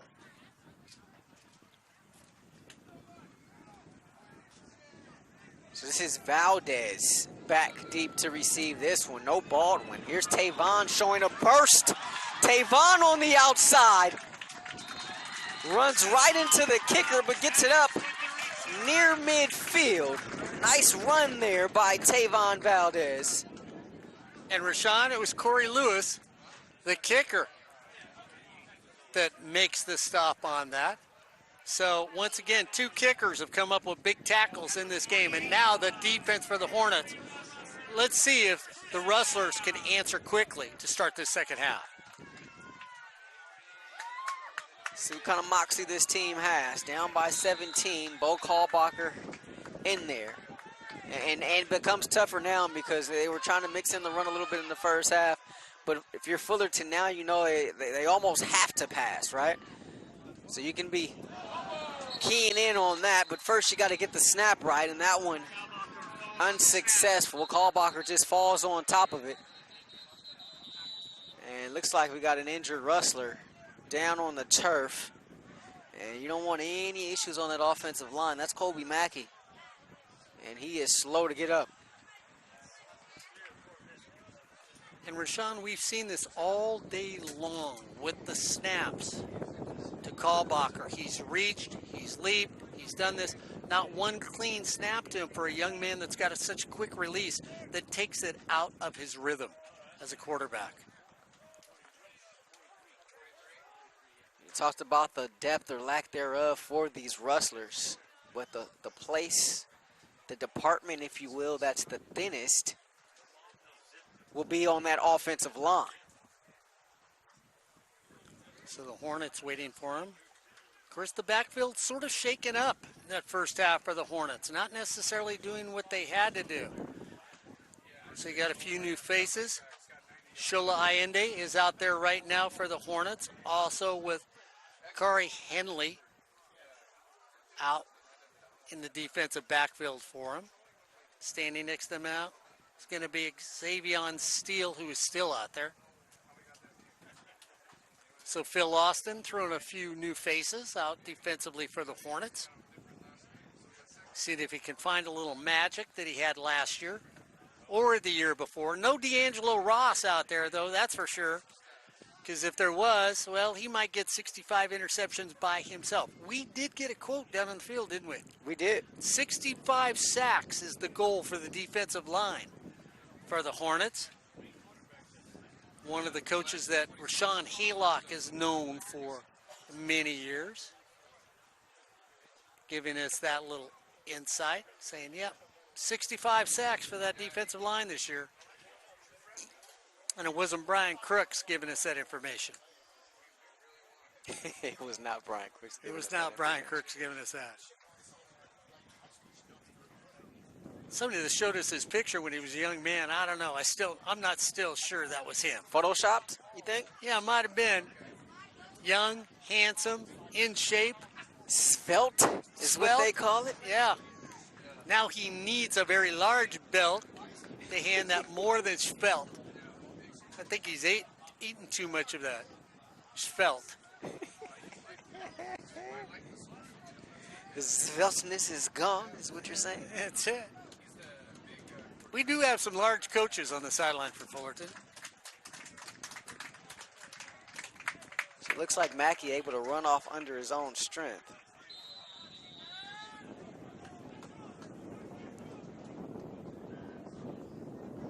Brett Hawk in to replace him. Here's Sashi Penn with the catch. Doesn't get far on the play as he's smothered. Over there is the defensive back. Jalen Brown just comes up quickly to make the tackle on that one. Helped out there by Troy LaFridge.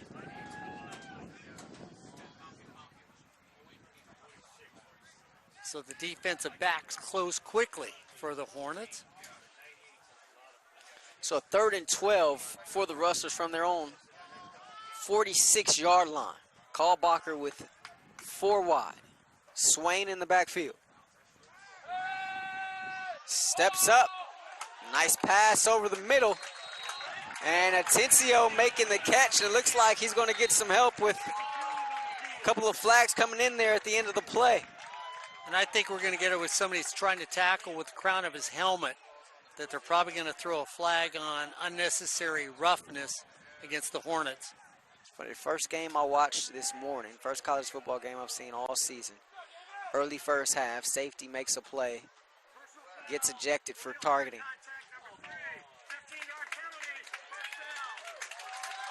And they call that against LaFridge, so add 15 to that. Atencio would have been shy of the first down marker by about 2 yards, but with the penalty, tackle on the 15, and the Rustlers are back into Fullerton territory. And of course, if you're Phil Austin, you look at your safety and say, come on, you got to play a little smarter ball than that.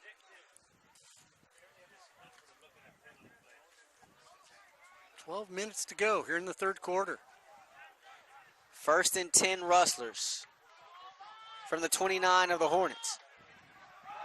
Swain up the gut. 4-yard pickup. Down to the 25-yard line. Omar Gonzalez making the play on that. So you look at the way the defensive line is set up for the Hornets.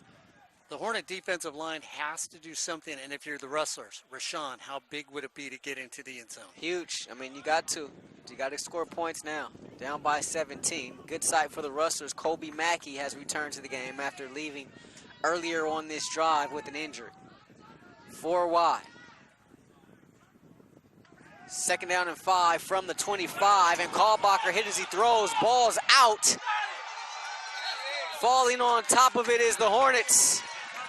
Turnover, Golden West, and that's Joey Noble with the fumble recovery. And so Kalbacher never saw the defensive player coming in. When he gets hit, his arm's back, it pops straight up, and then Joey Noble goes out and sniffs it out for a big turnover by the defense.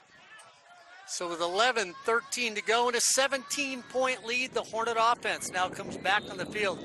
It's the Hornets 30, the Rustlers 13.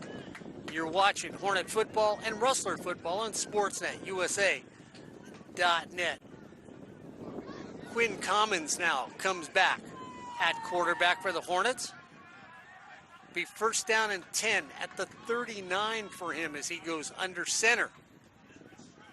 Rolls out, feels the pressure. He gets taken down, sacked on the play.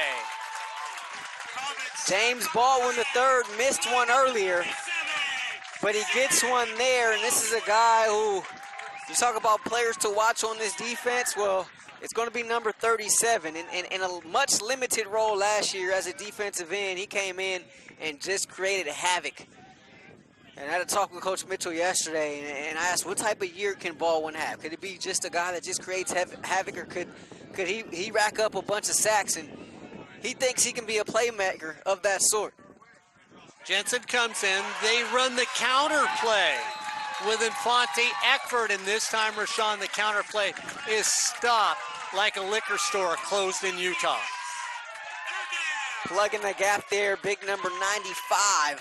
Don't have him on our roster, but a nice job there by the Rustlers. He's made a couple plays so far here this afternoon. So Jensen goes up quickly. 3rd down and roughly 24. Jensen on a screen pass. Off there in the middle. Taken, try to turn corner. Another missed tackle. 2 missed tackles, 3 missed tackles this time. They come up short. They're shoving on the sidelines, but stopped just short on the play as Johnson almost breaks it, but comes up short, and the Hornets are going to come back up the line of scrimmage with a 4th down and 5 right at the 44-yard line. That's huge. There are no breaks against these Hornets. Jensen looks over the sideline. Out wide to the right is going to be Carter. Eckford in the backfield. Jensen looks over the defense. He's going to throw it right across the middle. Tipped up, incomplete. And the defense works up great. And once again, there's a lot going on the sidelines right now. And Rahshaun, the middle of the field, I'm telling you what, I'm surprised officials are not throwing flags on either team right now because tempers are getting short. You're absolutely right, Mark. And a big assist by James Baldwin on Jalen Harrington. Harrington got hit late, and he got up, and he wanted to get all in the face of a Fullerton player and maybe even put his hands on him. And Baldwin came up from behind him and grabbed him right inside his arm so that he couldn't swing or push or shove or do anything, and cause a flag that will result into Fullerton holding on to the football. Nice job by Baldwin. Excellent leadership by him. It's a guy who we mentioned spent a number of years in minor league baseball, so he's not just experienced by junior college standards, but experienced in life in general. Another high snap as Kalbacher takes it on 1st and 10. And he's able to get back to the line of scrimmage. So to bring up a 2nd and 10 for the Rustlers at the Fullerton 44-yard line.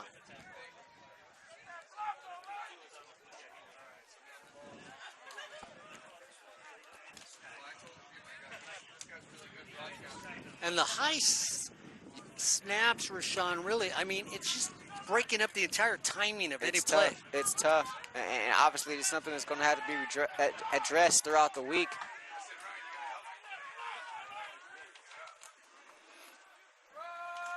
And here's Swain. And Swain's going to be hit after a pickup of one. And going back to Beckler, he's a leader of the offensive line without question. And we talked about him missing a bunch of time last year, getting hurt early in the first game, season-ending injury. But I'm not sure that he's a center. And don't quote me on this, but he may be pressed to play that position. And if that's the case, then it could be cause for some of the miscues that we've seen so far today, or just the overall, unsharpness, if you will. 3rd and 9, Rustlers. 43-yard line of Fullerton. Kalbacher going to throw it far side. Mouton hit immediately. Going to be shy of the first down marker. That was Shola there on the stop. And let's see here. They bring him down at the 37-yard line. Brings up a 4th down and 3. I think the offense may have to stay on the field here. 7:36 left in this third quarter. Down by 17. It's time you start thinking about it. Staying on the field if you're the Rustlers, and they do. No hesitation on the part of Nick Mitchell or John Shipp. So 4th and 3 from the Fullerton 37-yard line. 4 wide for Kalbacher. Another high snap. Ball thrown, caught. Mouton just past the sticks. Enough for a Golden West first down. And Corey Henley comes in and makes the tackle, but Corey Henley backs off and allows them to get to the sticks for a first down.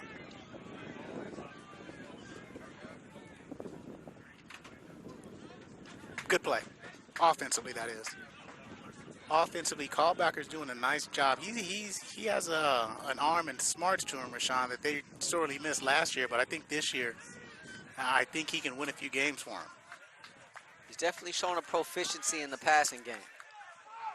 1st and 10 from the Fullerton 32. Quick pass, Penn had it and lost it. Couldn't trap it up against his shoulder pad. He's let that ball get too close to his body that time. Incomplete, 2nd down. I think he was expecting that to go to the outside, not to him. Do you think the Golden West College fans are starting to act like Rahshaun down there? They want a flag on almost every play. I mean, the play was over. That could have easily been an unnecessary roughness. The play was over. Yeah, but he didn't throw him down or anything like that. Of course he didn't. Through your blue and white goggles, Kalbacher steps up. Going to throw it long for Rustlers! Touchdown! And again, Xavier Steele, physical up front. Retzloff showing them biceps of how strong he is. Gets off the clutch and grab and scores 6. A nice throw by Kalbacher. I mean, he's a guy who puts it where his receivers can catch the ball and make a play. 2nd touchdown catch for Ben Rotzliff on the afternoon. Kalbacher reaches the end zone for the 3rd time today. Rustlers trailing this one 30-19. Fisher in to attempt the point after. It is short off the crossbar. Players think it's a live ball, but it's not. 2nd point after attempt that has failed so far today for Golden West. No, I don't think that was on the snap. No. Corey, let's bring up something else last night, too. We did a little Hornet sports on here on sports@usa.net. The women's team in volleyball off to 3-0 after a dismal year last year. Yeah, they were 6-16 last year, 3-13 in conference, and they get off to a 3-0 start under new leadership. Which Megan is? Glennie and Philip Tomasic, the new head coach and assistant coach, respectively, for the Hornet volleyball squad. And they're a team that is smart. They're not overly athletic. They're not going to go up to the net and kill it. But they are going to go up to the net, not necessarily finesse it either. They're just going up to the net to score points. Yeah, they played well last night, Yes. to say the least. Back deep for the Hornets.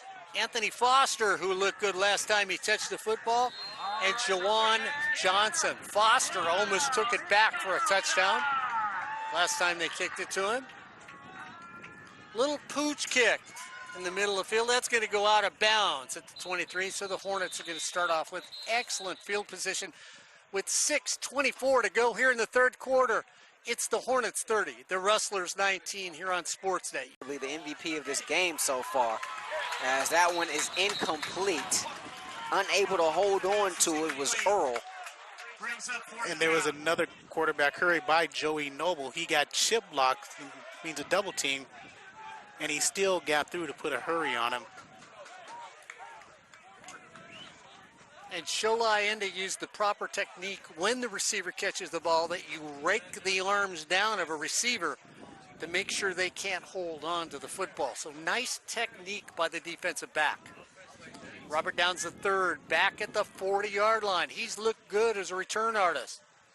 Here comes the pressure. And it's blocked. It's going to get taken down right there at the 40-yard line on a block. Phil Thurman, 25 on the block. So 25 is Xavier Steele gets his first punt block of the season. 2-5. 25. Assist by Corey Neyland, the record bookkeeper here at sportsnetusa.net. Oh, and I like the fact that Phil has the sacks in there now. I love that, and the interceptions.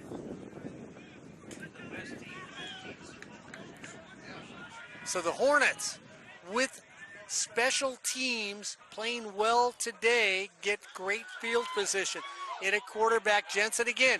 Jensen goes down, and Rahshaun, that's 3 where a defender has been there. Maybe that shouldn't be a pick, but again, it goes off the defender's hands. Nice job by Aldapa. I mean, this is a linebacker covering up the boundary and is able to show the ball skills there. He turned around, and fortuitous or not, the ball was right there. He's able to get his hand up and batted away. It's the guy, remember, this is his first game coming off ACL last season.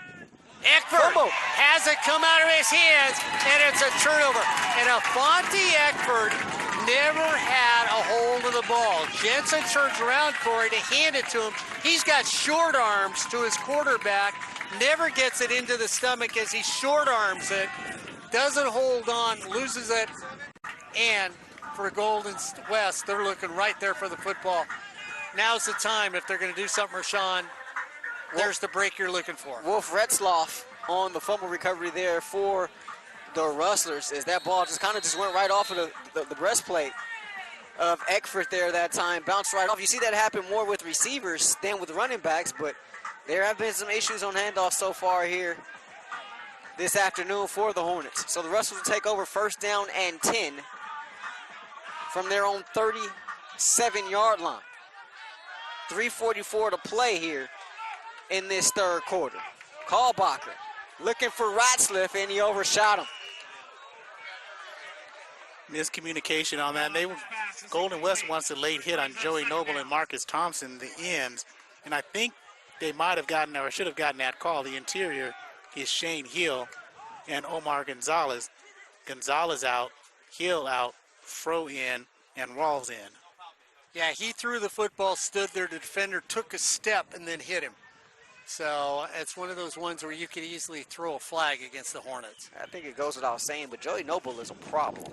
A little bit.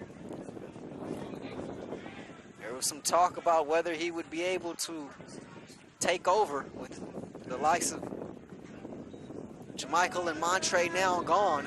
Focus on him, but he's been all that and more so far here today as Swain takes the swing pass and gets across the 40-yard line.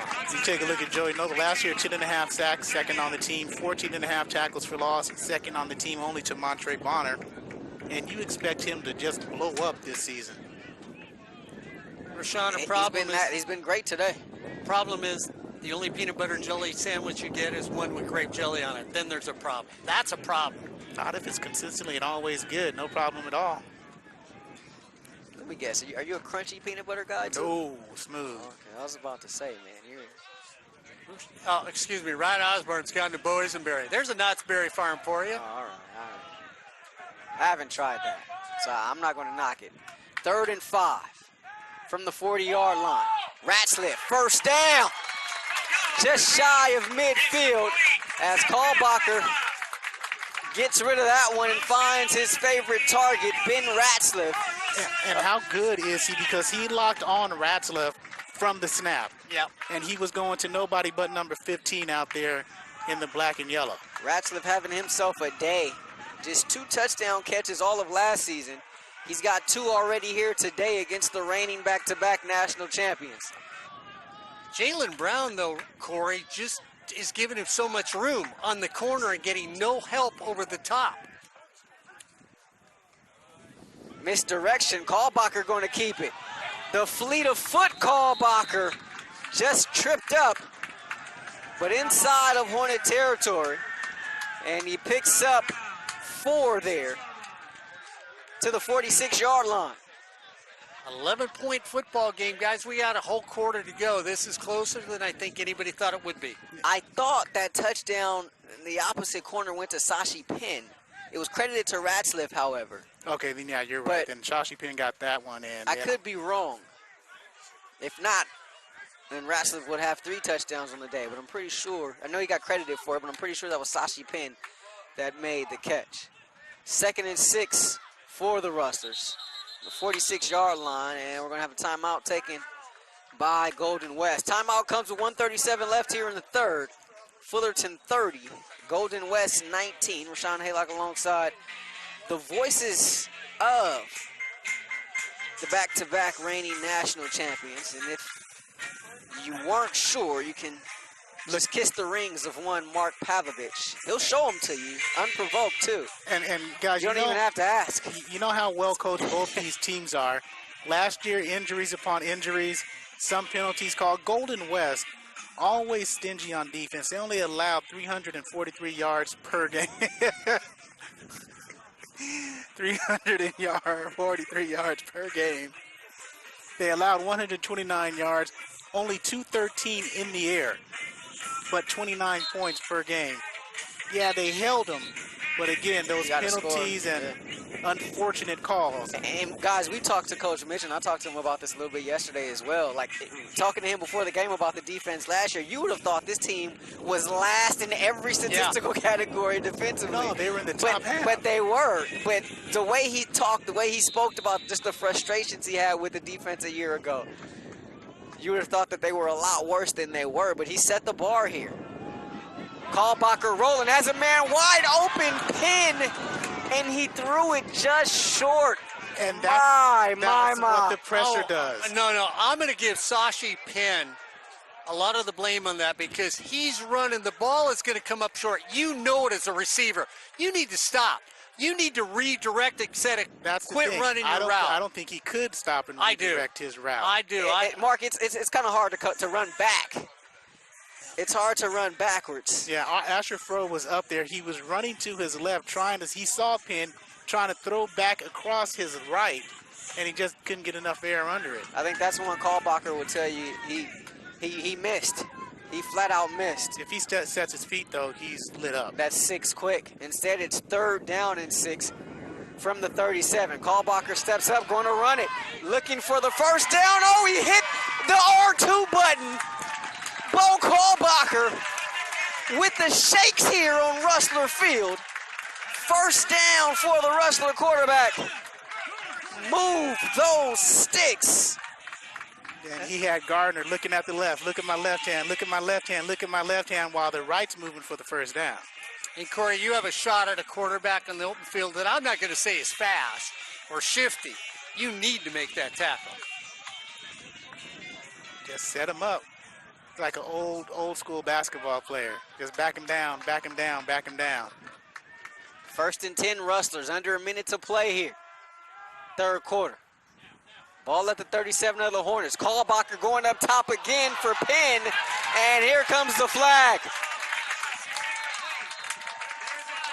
And speaking of basketball, Sashi Penn does a nice job of creating the foul and the penalty on the Fullerton defender by going up in the chest. You say James Harden him there? I'm not saying he James Harden there, but he wears number 16. I swear he's wearing number 13 in red.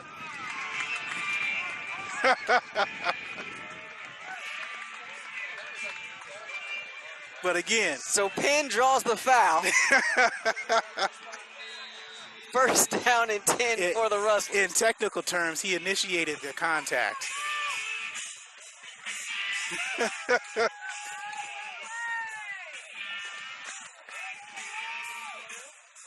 So the Rustlers striking here with the penalty to be a first down and 10 at the Hornet 21-yard line.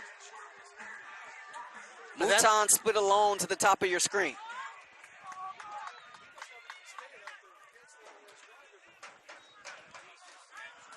They set up the screen. Penn catches it and is hit immediately as that one read perfectly by the Hornet defense. There is a flag on the play, however.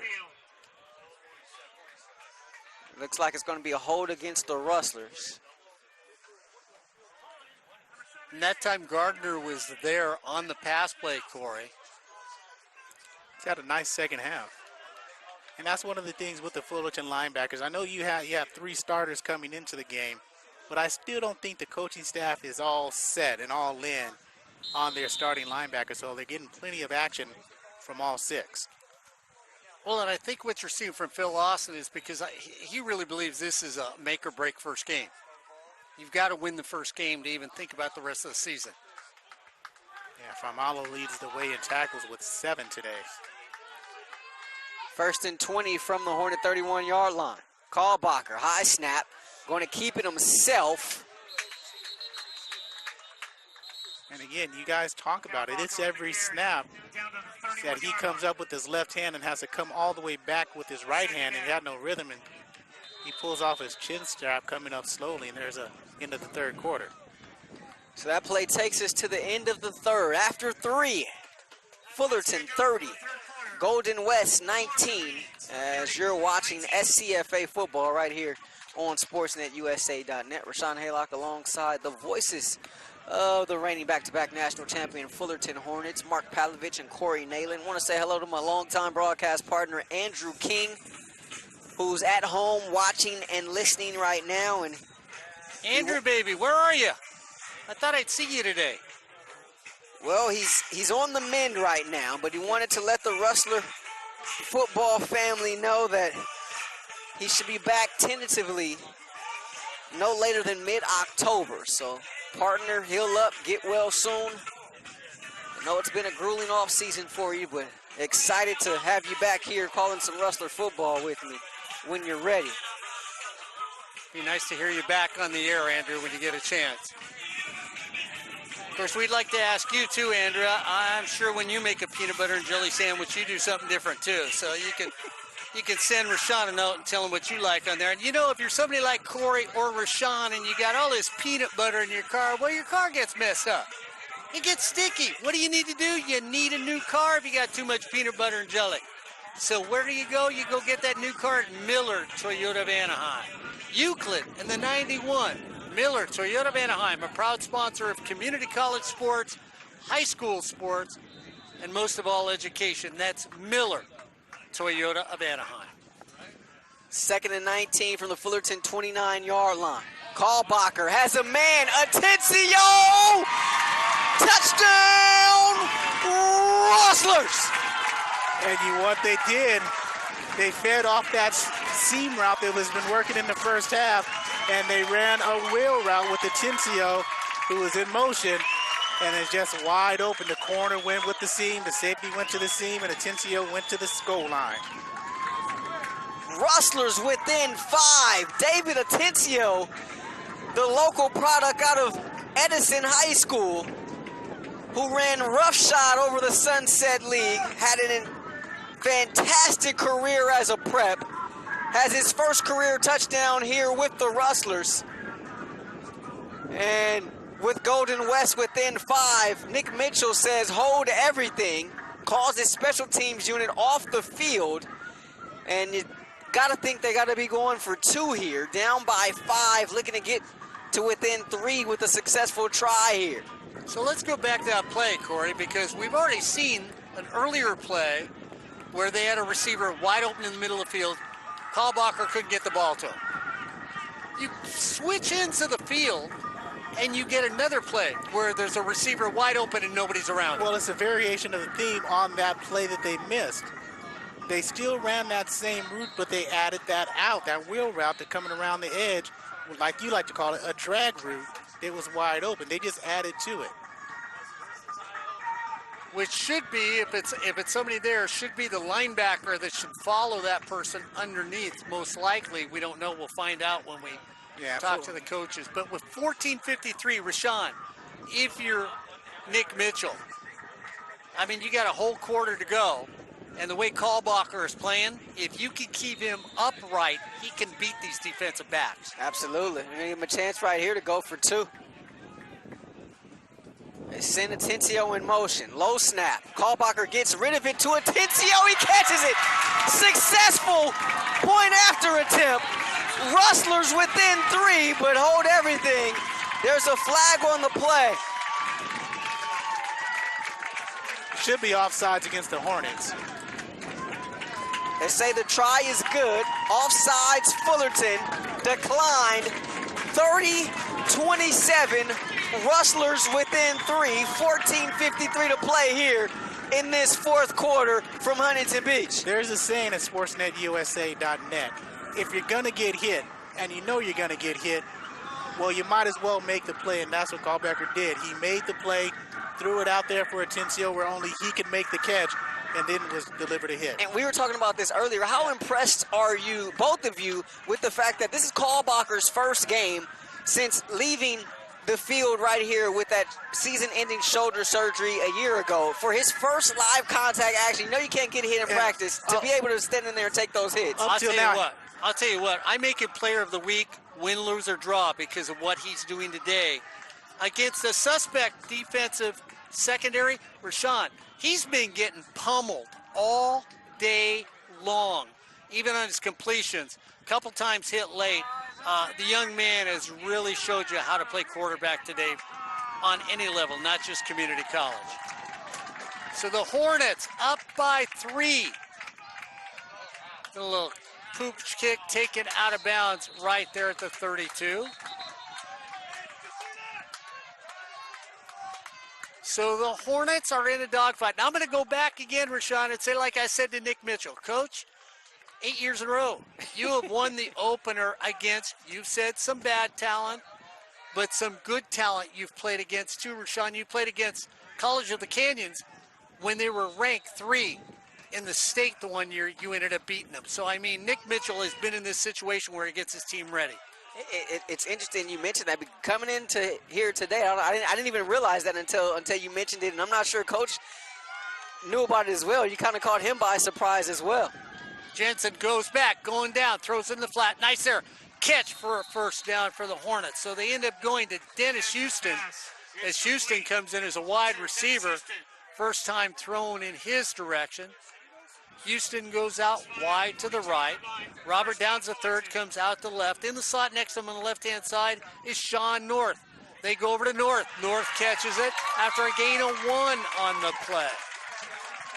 Ryan Raines, the defensive back out of Fullerton, makes the play there. This is a young man who played some linebacker last year, played some safety last year, kind of juggled back and forth. Ended his season with a dislocated kneecap after playing just 6 games. So Tim Allen out wide to the right. Robert Downs III. We get a jump on the play. It's going to be a flag.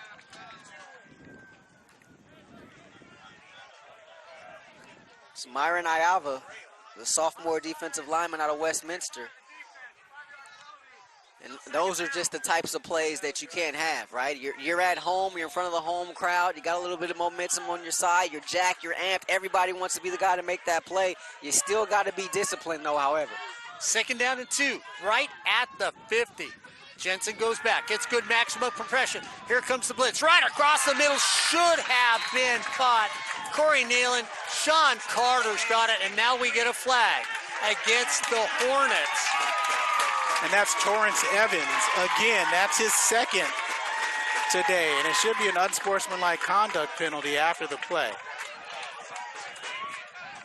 And you were talking about Bo over 300 yards passing with those 4 TDs. So they're going to move the Hornets back where it was going to be 3rd down and 2. Unsportsmanlike conduct. It's going to move it back to the 35. And now the wrapping's starting to come off that present just a little if you're a Hornet fan. Well, when was the last game that we've seen for the Hornets besides the championship game, which was a nail-biter? A couple years ago? Yeah, in the regular season. Jensen goes back, hands it off to Eckford. He turns the corner, cuts up the middle, and runs into a wall of defenders. And Rahshaun, as much as you want to praise your offense and your quarterback, even though there's 30 points up there, let's be realistic. They played great. When it looked like the Hornets were running away from it, they never broke. They kept the Hornets from getting to 50. And there were a number of plays, we talked about it throughout this afternoon, in which this defense could have sucked his head and just kind of thrown in the towel, but they didn't. They've been relentless this entire afternoon. Another big stop here. And what a booming punt. Sends Atencio retreating back to the 10. This time he does not touch it. And it takes a Hornet bounce and rolls out of bounds at the 7-yard line of the Rustlers. 52 yards for Corey Lewis. Corey, I've got to go back to you too. We heard about all the talent that the Hornet had this year. I mean, you were out to practice a couple times with me and heard, oh, we got the best receivers. We got the best. Well, they do have a lot of talent. They have a lot of talent on the field. Again, community college level, high turnover, you got to mesh that talent together. Thing about Golden West, they have that talent, but not as deep as Fullerton or another top programs. But what Nick Mitchell's done in 12 years is he's always had a good defense to keep you in games. He's always had the discipline that's been a staple of a Rustler program and a Rustler team. Sometimes he's had the offense, sometimes not. So we had a flag on the play, illegal substitution.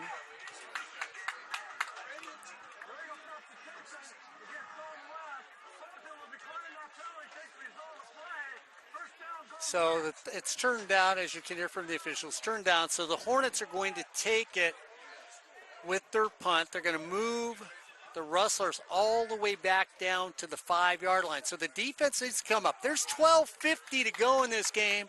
Some people said the Rustlers, halftime, game's over. They've got an opportunity with 12:50 to go to take the lead right here. 1st down and 10, Golden West deep in their own zone. Ball thrown over the middle, one-hand grab by Atencio. Oh my! Huntington Beach is his home, Surf City, USA. The boy got some hands on him. Number 7 in black, 1st down for the Rustlers. And his 4th catch today, and that was pretty. That was nice, and you need plays like that to continue to pull off an upset.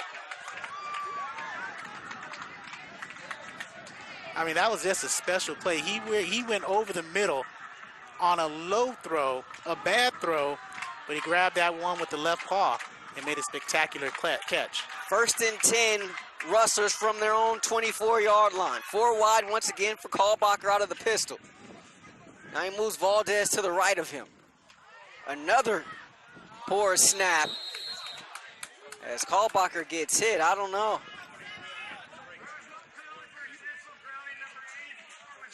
Shane Smith right on top of it, saying that there was a receiver in the area. I wasn't sure that wasn't intentional grounding. No, that wasn't intentional grounding. He threw it to him, or tried to. He wasn't going to catch it. Wait a minute. He wasn't looking, but he threw it to him. The zip code he was in was 92114. This zip code here is 9100.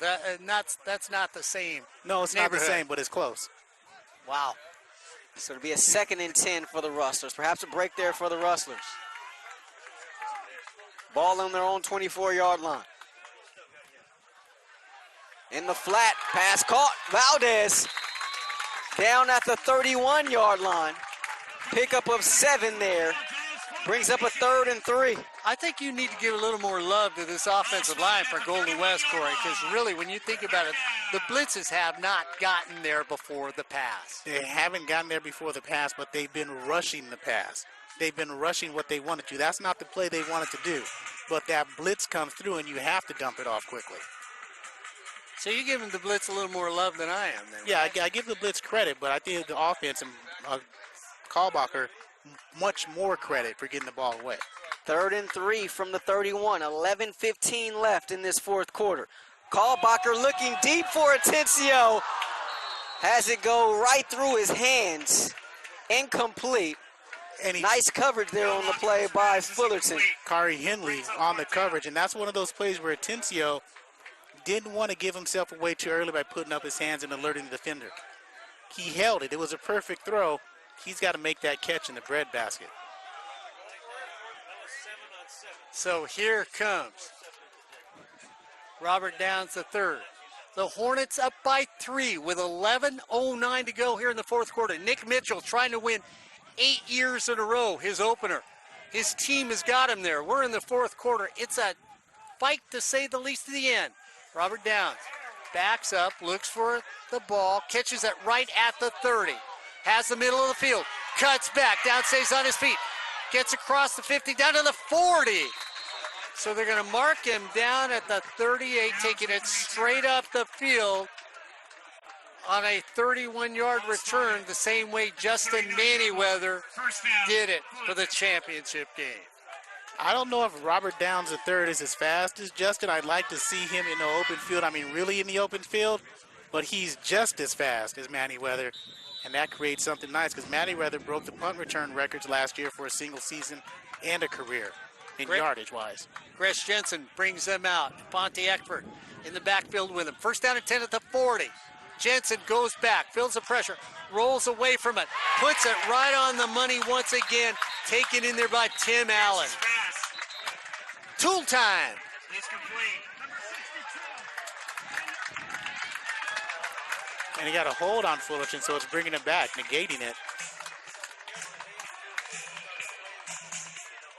Nathan Miller called for that one. So Jensen's going to get backed up. 10:48 to go in the 4th quarter. Tim Allen out wide to left. Robert Downs III in the slot next to him. Inside Downs on the left-hand side, Jawan Johnson. Out wide to the right is going to be Dennis Houston. Jensen, shotgun formation, and Fonte Eckford back with him. He hands it off to Eckford. Eckford gets to the corner. There's no place to go. Turns inside and does enough to pick up a few yards on the play. And credit for setting the edge was Jacob Hanley, 5'11", out of Pacifica High School, local product. Turned it back inside, allowed them to clean up the play. Jalen Harrington cleaning it up, making the stop there. Allen, Downs go from left to right. The inside slot on the left-hand side is going to be Johnson. Jensen looks over. Eckford to his left. He keeps it himself. Jensen tries to get there. No place to go and is taken down quickly. Austin Cooper. And Corey, the speed from this Golden West defense just is out negating, and we get another flag in the middle of the line. Should be holding against the Hornets. And you declined this one to make it 3rd down. Austin Cooper, another one of those St. John Bosco kids. He and Harrington both playing for Jason Negro out in the Pac And Rahshaun, 5 school in Bellflower. that's one of those things when Nick Mitchell gets those players, he may not get an overabundance of this talent, but he gets a few kids from St. John Bosco, a winning program. He gets a few kids from Orange High School who just won a CIF title, and you get a few kids from other schools, and you're there, and you got chances. Dead ball personal foul against the Hornets, so it gets marked back across the 40. We're now looking about a drive down the 91, maybe to get to the beach if we're lucky. And Ryan said that was again TJ Stormont with hands to the face. Houston goes out wide to the right. North next to him in the slot. Out wide to left is going to be Johnson. Eckford goes in motion. They throw it back here on a delayed screen, a flanker screen. Taken there, not enough, not even close. as they go across the 50. And Rahshaun Haylock, if you're Nick Mitchell, you know now you're just a breath away from taking the lead in this football game. Hey, that was a huge gain, though, there on that play, because it gets you closer to midfield, and you're playing the field position game now, right? And the last time the Rustlers were able to get a stop, they got it deep in their own zone. 1 first down, yes, but when you got to go 90-plus yards, that makes it tough. So let's see what type of play this special teams unit can make. Maybe give this offense a shorter field. Lewis, quick little kick.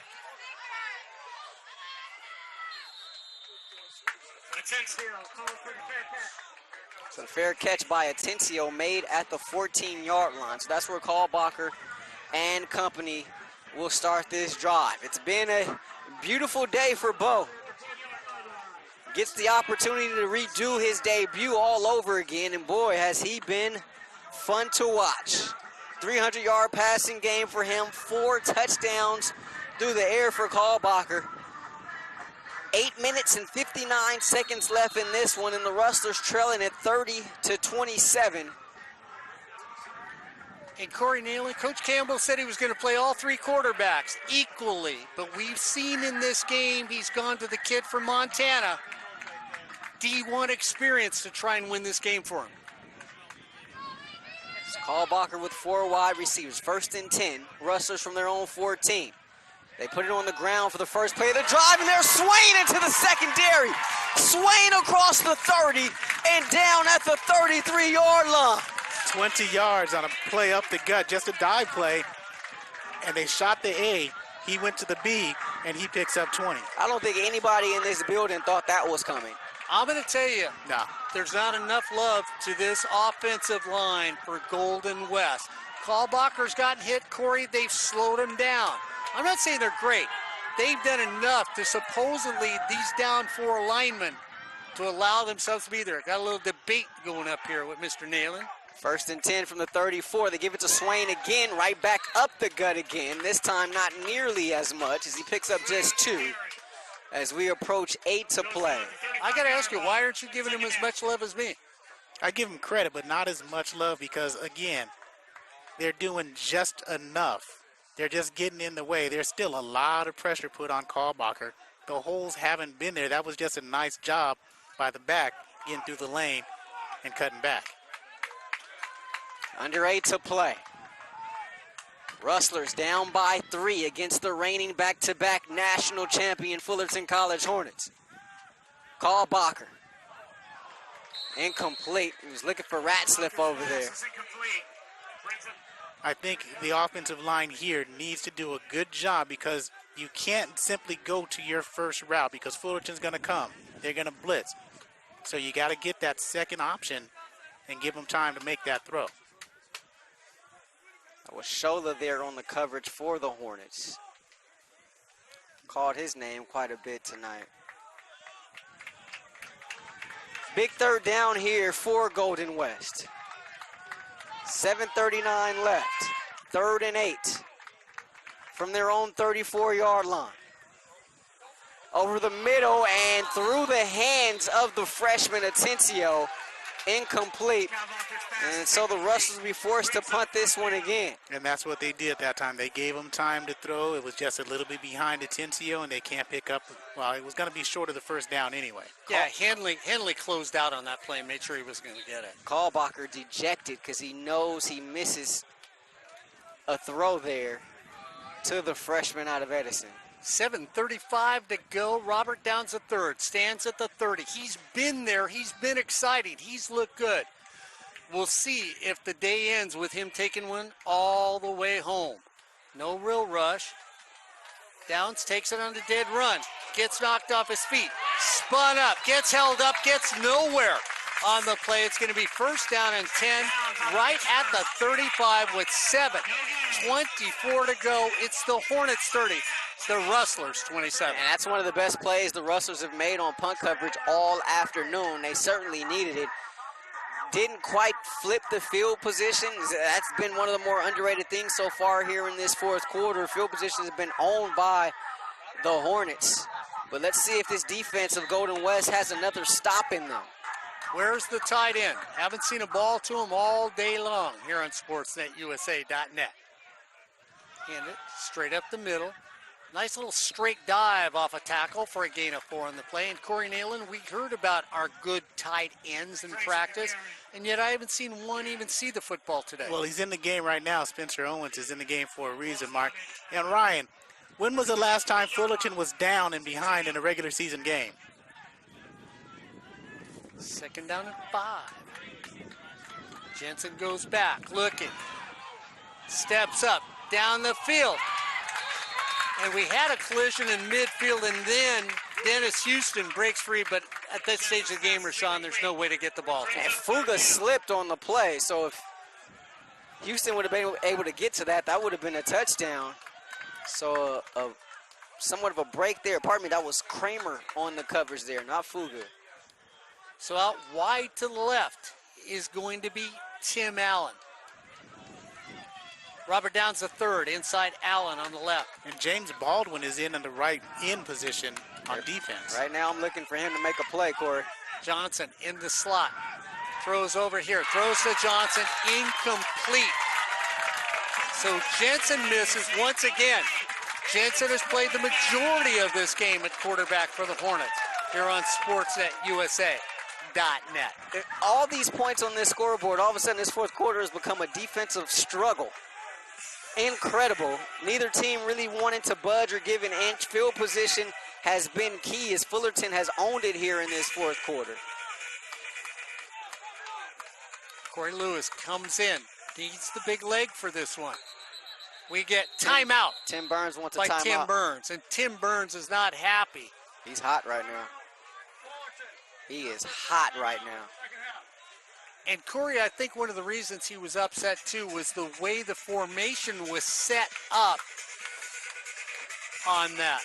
Because Tim literally looked at 2 players and pointed at them before he walked on the field. Tim came off the sideline like he was still a running back at Cal State Fullerton under Gene Murphy. He busted through that hole, and he was not happy. That's the way he ran when he played. So he did the 119 flat? Have you ever seen Tim play? I'm going to send you a video of Tim Burns playing. He was faster than you think. Is it a motion picture? No, or do I have to flip through the cards? it's not saying much, but he's faster than you think. There are so many inappropriate jokes that come to mind at this particular time. But this is a children's show, That's why we're here. so we'll leave it at that. Low snap. Lewis gets it off. Atencio going to call for a fair catch. He bobbles it and falls on top of it. My. 21-yard line.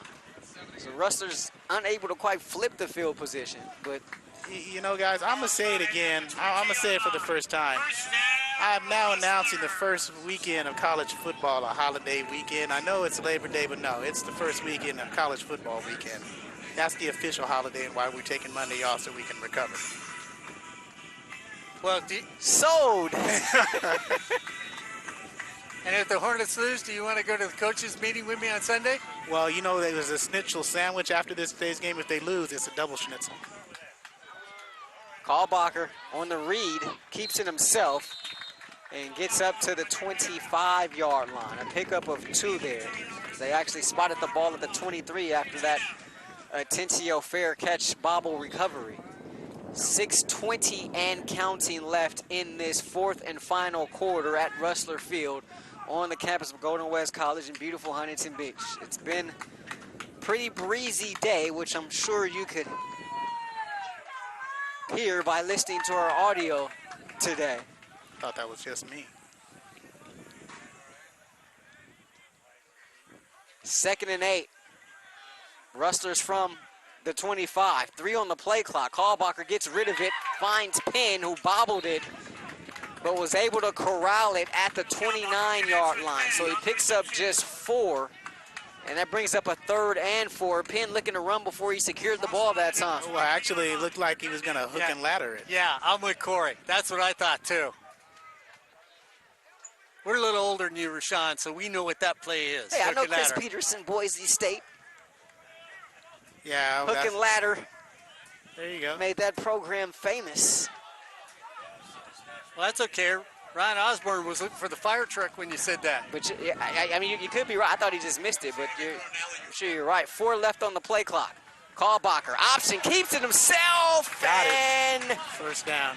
I don't know. That spot looks to be a little bit short, Corey. First down. 32-yard line. First Hey, down. give it to him. Rabbit man. I mean, the way they've been spotting the ball today, you never want to take anything for granted. Well, what happened is Joey Noble did a nice job on the outside, but he went with the back. Kalbacher did a nice job, but just he knew he needed 3 yards, and he picked up 3.5. Under 5 to play. How much magic does number 14 have in that right arm? We've seen a lot this afternoon. Does he have enough to upset the reigning back-to-back national champs? 2 on the play clock. Takes the snap, finds Atencio. A little short dig route there to the 38-yard line. You know, Rahshaun, Corey Neyland standing next to me like a defensive back coach. His hands are behind his back. He's very serious and intensely looking at the defensive backs like, come on, guys, get up on top of these people. 2nd and 5, Rustlers from their own 38, 4-10 and counting.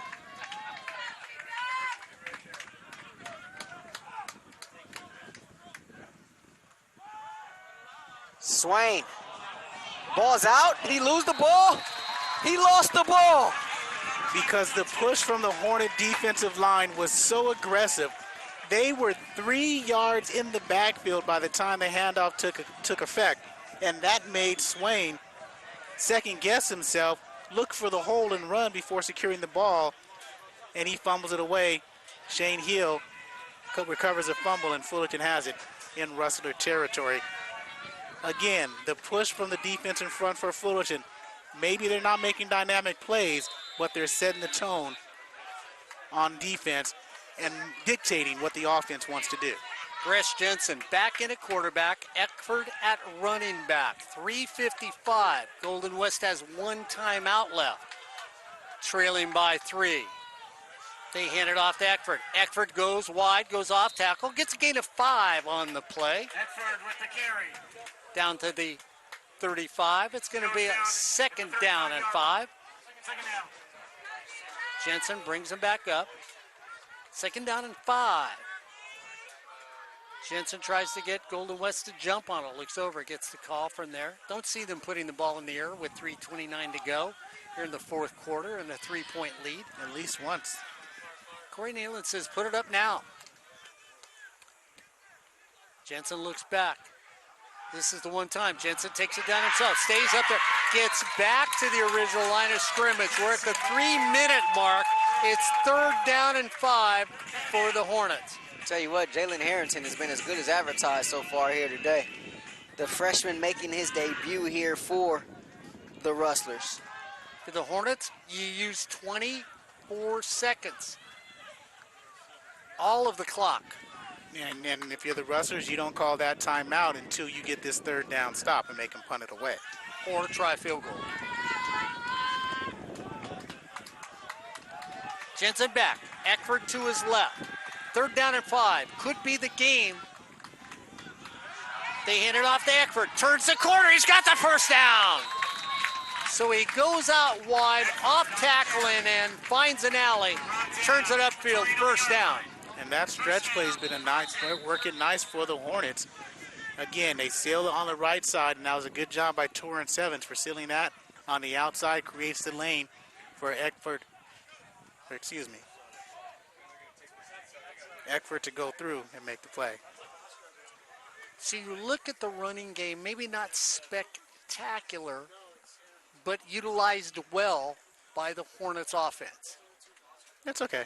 It's okay. It's got a chance to be really, really good, though. Gerald Hewlett good? It's got a chance to be really, really good. Slow down, Turbo. Yeah. Slow down, Turbo. I mean, I wasn't around the program enough, but you're talking Gerald Hewlett. That's I'm saying. that's another stratosphere. Thank you.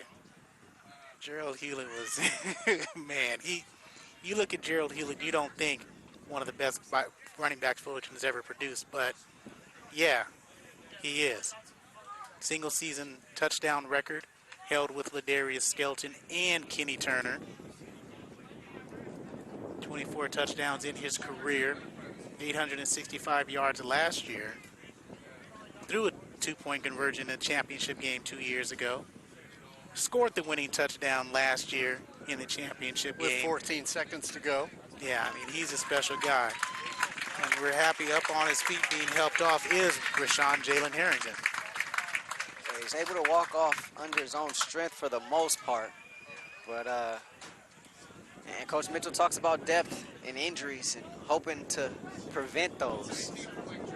Harrington is a key cog on this defense already. So now, if you're Golden West, you need to make one big stop. Use your timeout appropriately and maybe get the ball back, as now the Hornets change quarterback up as Quinn Commons now comes in quarterback. I formation. Up back is going to be Daniel Sanchez. Deep set back is going to be Franks. I formation for the Hornets. Justin Franks, the tailback. They hand it off to Franks, delays, goes up the middle, straight up the middle, can't stop him, gain is 7 on the play. And you see the quick hitting dive play. How good is James Stanton as a left guard? He led the play. He pulled quickly, came around the center, and led the play up the middle. So Rustlers choose to take that last timeout here with 1:43 left. And I asked Ryan, when was the last time Fullerton trailed in a regular season game? He said last year against Saddleback, but that was still in the first half, well, start of the second half, and they just blew him out. And really, when you think about it, Corey, it sort of reminded you of the old days here at Fullerton, where it was a Brian Crooks defense that had to make you feel like you were going to win this game, not that 50-point offense that we haven't seen. Well, you know they didn't scrimmage this year. So maybe that has something to do with it. They didn't find their rhythm yet. Maybe this first game it could be considered as a scrimmage if they win. If they win, they say, yeah, that was a scrimmage and we'll get better. That was a huge talking point around community college circles in the last few weeks or so. The fact that this Fullerton team did not scrimmage, only scrimmaged themselves. And it was reported on the team's website that no other team wanted to scrimmage them. So they were forced to scrimmage themselves. Yeah, that's what happened. So, you know, and then their scrimmage they had against themselves was cut short out there. So Eckford back in. Commons at quarterback.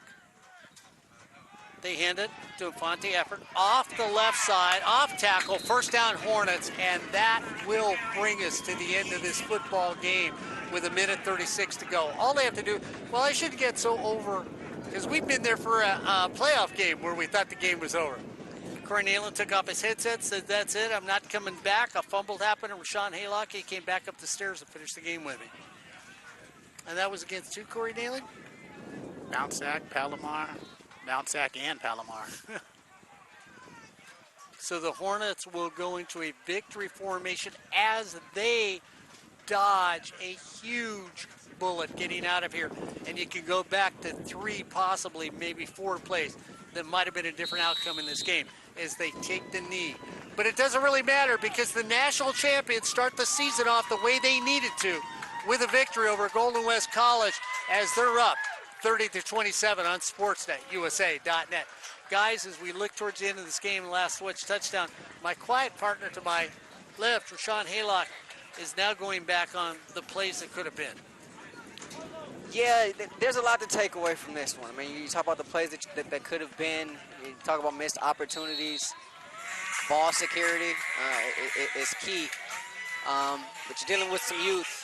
A lot of young guys who came out here, and they showed you something if you're Nick Mitchell and John Shipp, the offensive coordinator. So, you know, opening week, you go up against the back-to-back reigning national champions, and, you know, you want to give them your best shot. And I think the Rustlers could be happy about some of the things that they were able to do today. This is far, far, far cry from what happened at the end of the season last year when these two teams met right here. So there's some good things the Rustlers can take away from this game. Corey Neyland, I got to say what Brian Crooks always said after the game. you don't learn anything from a loss. You agree with him or disagree?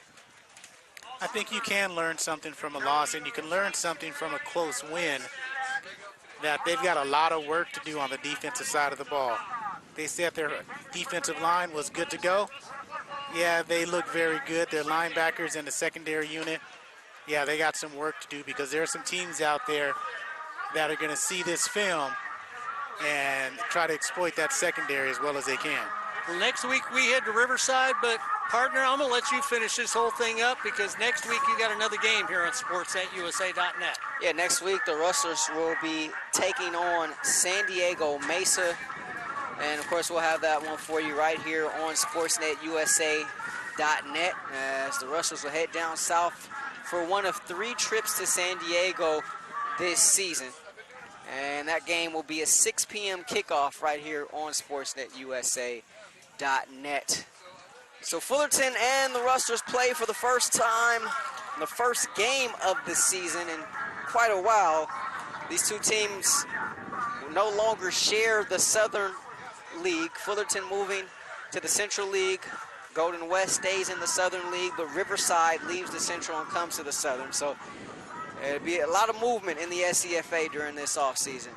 But Nick Mitchell saw something out of his bunch today, and hopefully they can take up all the good things, correct the mistakes, and head down to San Diego next week with some confidence and as they look forward to winning their first game of this season. Final score, once again, Fullerton 30, Golden West 27. For my broadcast partners, Mark Pavlovich and Corey Neyland. Ed Ford, our operations manager, running all the controls today.